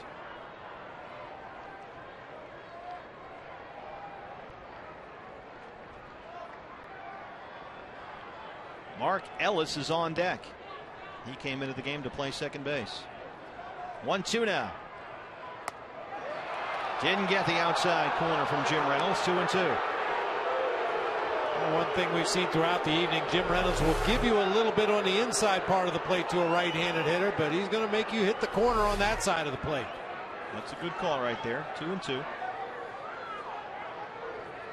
Been a little bit of a mixed bag from the plate umpire today.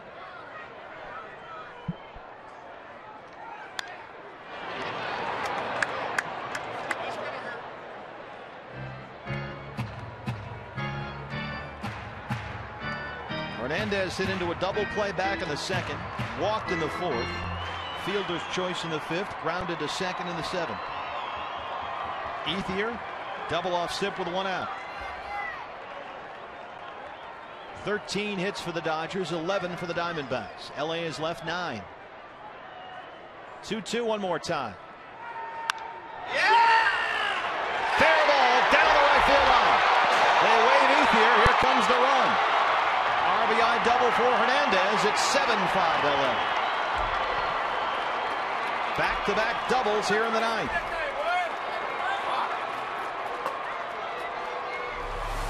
Well, 2 strikes. Ramon Hernandez almost gives up trying to pull the ball. He gets a fastball down over the plate, just slices it down into that right field corner for an RBI double. So it's a 2-run Dodger lead now. That run gets charged to Tony Sipp. And stepping in Luis Cruz's spot is Mark Ellis.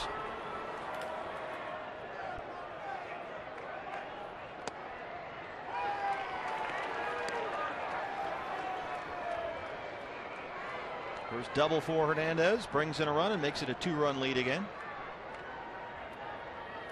And we mentioned they hadn't scored a whole lot this year. Dodgers offense had scored more than 4 runs only once in 10 games. They've got 7 here tonight. Ellis having a terrific year.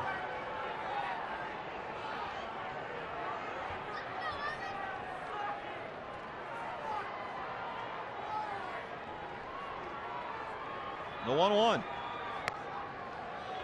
Strike 1-2. Well, it's been a little bit of feast or famine for the Diamondbacks pitching staff this year. In the 11 ball games, 6 times they've allowed 5 or more runs. The other 5 times they've allowed 2 or fewer. Very little middle ground.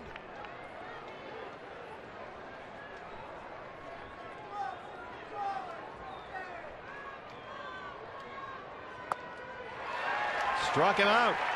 2 outs now.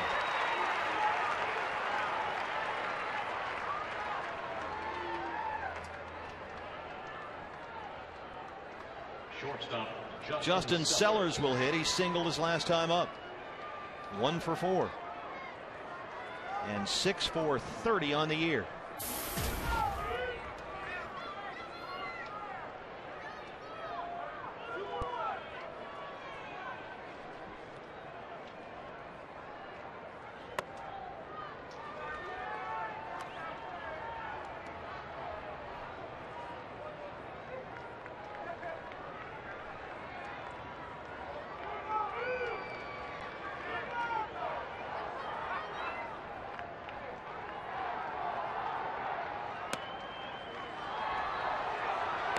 Bell behind here, 2-0.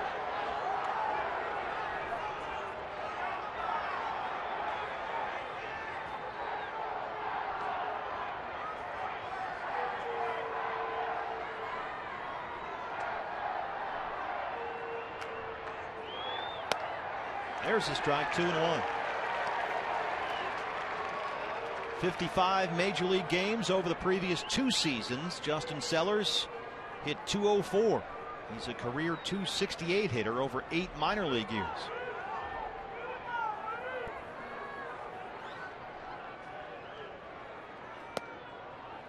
Three and 1 now. Sellers, born in Bellflower, California, went to high school in Huntington Beach. Played at Cal State Fullerton. Oakland A's got him in the 6th round of the '05 draft.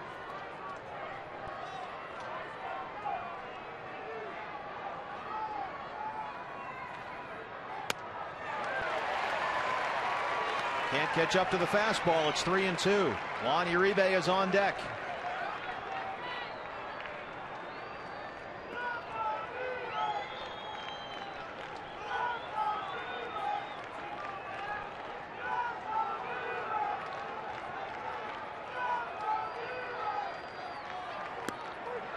Struck him out looking. 2 strikeouts in the inning for Heath Bell. But Hernandez has the RBI double. Will go to the bottom of the 9th. Gerardo Parra due up 3rd in the inning. Diamondbacks need at least 2 here.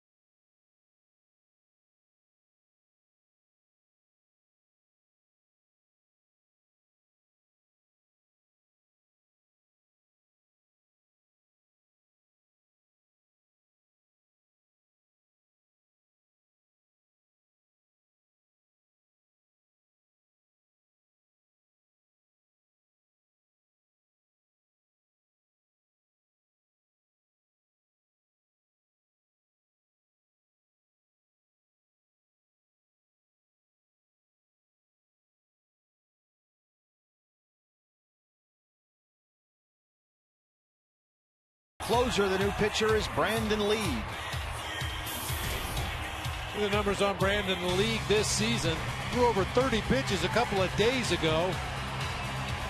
Should be able to bounce back. Features a good fastball in the mid to upper 90s. Throw an occasional slider. His out pitch is usually either the fastball or a split-fingered fastball that he really started throwing full-time back in the 2010 season. His last game was Wednesday in San Diego. Pitched 1 inning and did get the save, but he gave up 2 runs on 3 hits. 1 was earned and had a strikeout. He is a perfect 9 for 9 in save opportunities in 32 games as a Dodger. Opponents batting .188 against him this year.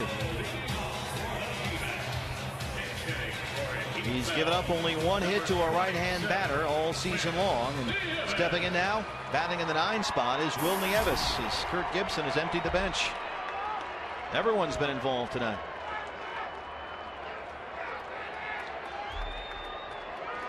Hinske had a pinch hit, RBI single in the 7th. Chavez followed with the same. There's a strike. Cody Ross struck out looking in his first Diamondback at bat in the last inning. Aaron Hill has come in. RBI double as a pinch hitter. Now Nieves.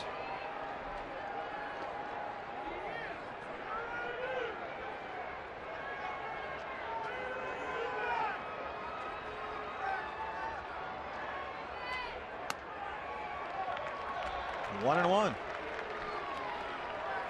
That was the Brandon Lee slider right there. He usually throws that only against right-handed hitters. That one kind of hung up there for Will Nieves. So high it was out of the strike zone. Here comes another one. 2-1. Better location that time, but still out of the zone. That's a good 2-strike pitch when you've got the batter on the defensive. Throw it out there near the outside part of the plate and break it low and away. Good take by Will Nieves to put the count in his favor.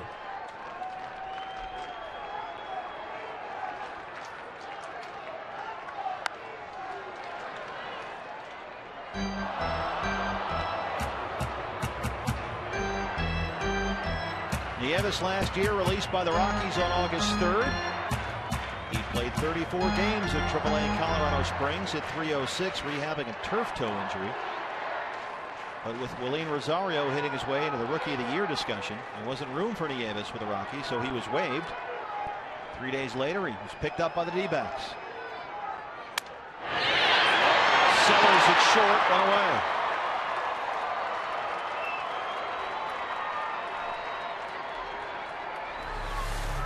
Sounded like Nieves may have broken his bat there. A little soft liner to Sellers at shortstop. Almost misjudged that ball.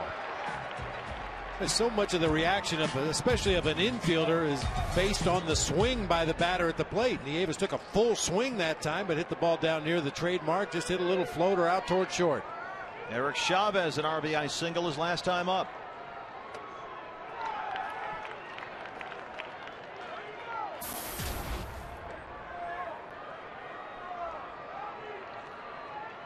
Chavez 5 for 17 on the year. There's a strike, 1-1. Last season, 281, 16 home runs, 37 RBIs with the Yankees.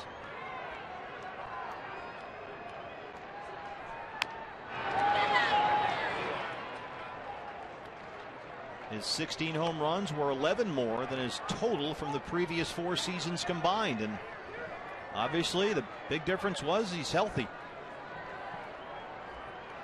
Took a shot on the elbow not too long ago, hit by a pitch, looked bad, and a big bruise. Feeling better now, though. I asked Eric about that before the game, and he said, I thought it was done. He thought it was broken. It sounded like it was broken. Well, fortunately, caught him just a little bit above that right elbow. Had it hit right on the bone. Probably wouldn't see Eric Chavez taking this at bat right here. 2-2 now. The Cuba Libres. The rally masks are on. They're a little distressed today that Jason had to go on the DL. Replaced by Cody Ross on the roster. Rally caps everywhere else. In front of the plate, right back to lead. The throw pulls Gonzalez off the bag, but James Hoy says he had a foot on there. 2 down.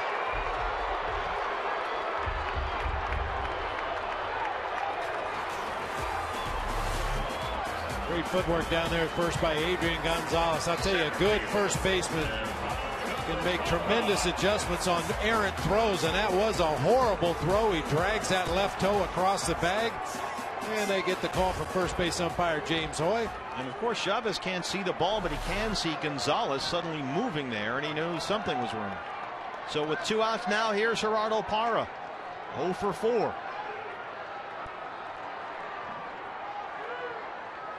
Steps in here at 3:13. 0-1.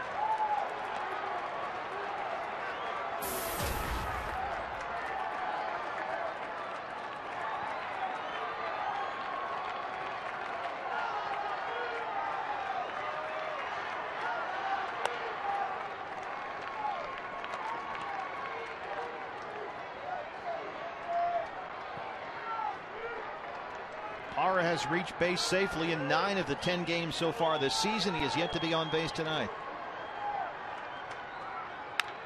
First base side, Gonzalez takes a 40-hop. And they get him in time. The Dodgers hang on and win it 7-5, and they take the second game of this 3-game series. Even down to the last out, the Diamondbacks still look like they had a chance here. A little bobble by Gonzalez at first. Gonzalez, like a lot of good players in this game, has the ability to slow the game down. He knew he had time to get the ball on to Brandon Lee covering the bag for the final out of the ball game. It was not Ian Kennedy's night. It was a career night for Hyunjin Ryu. He had 3 hits, his first 3 major league hits, and he had 9 strikeouts. A one-man wrecking crew. He looked, as we said before, like Babe Ruth. Jody Jackson and Joe Borowski are out in center field. All right, thanks a lot, Steve. Yeah.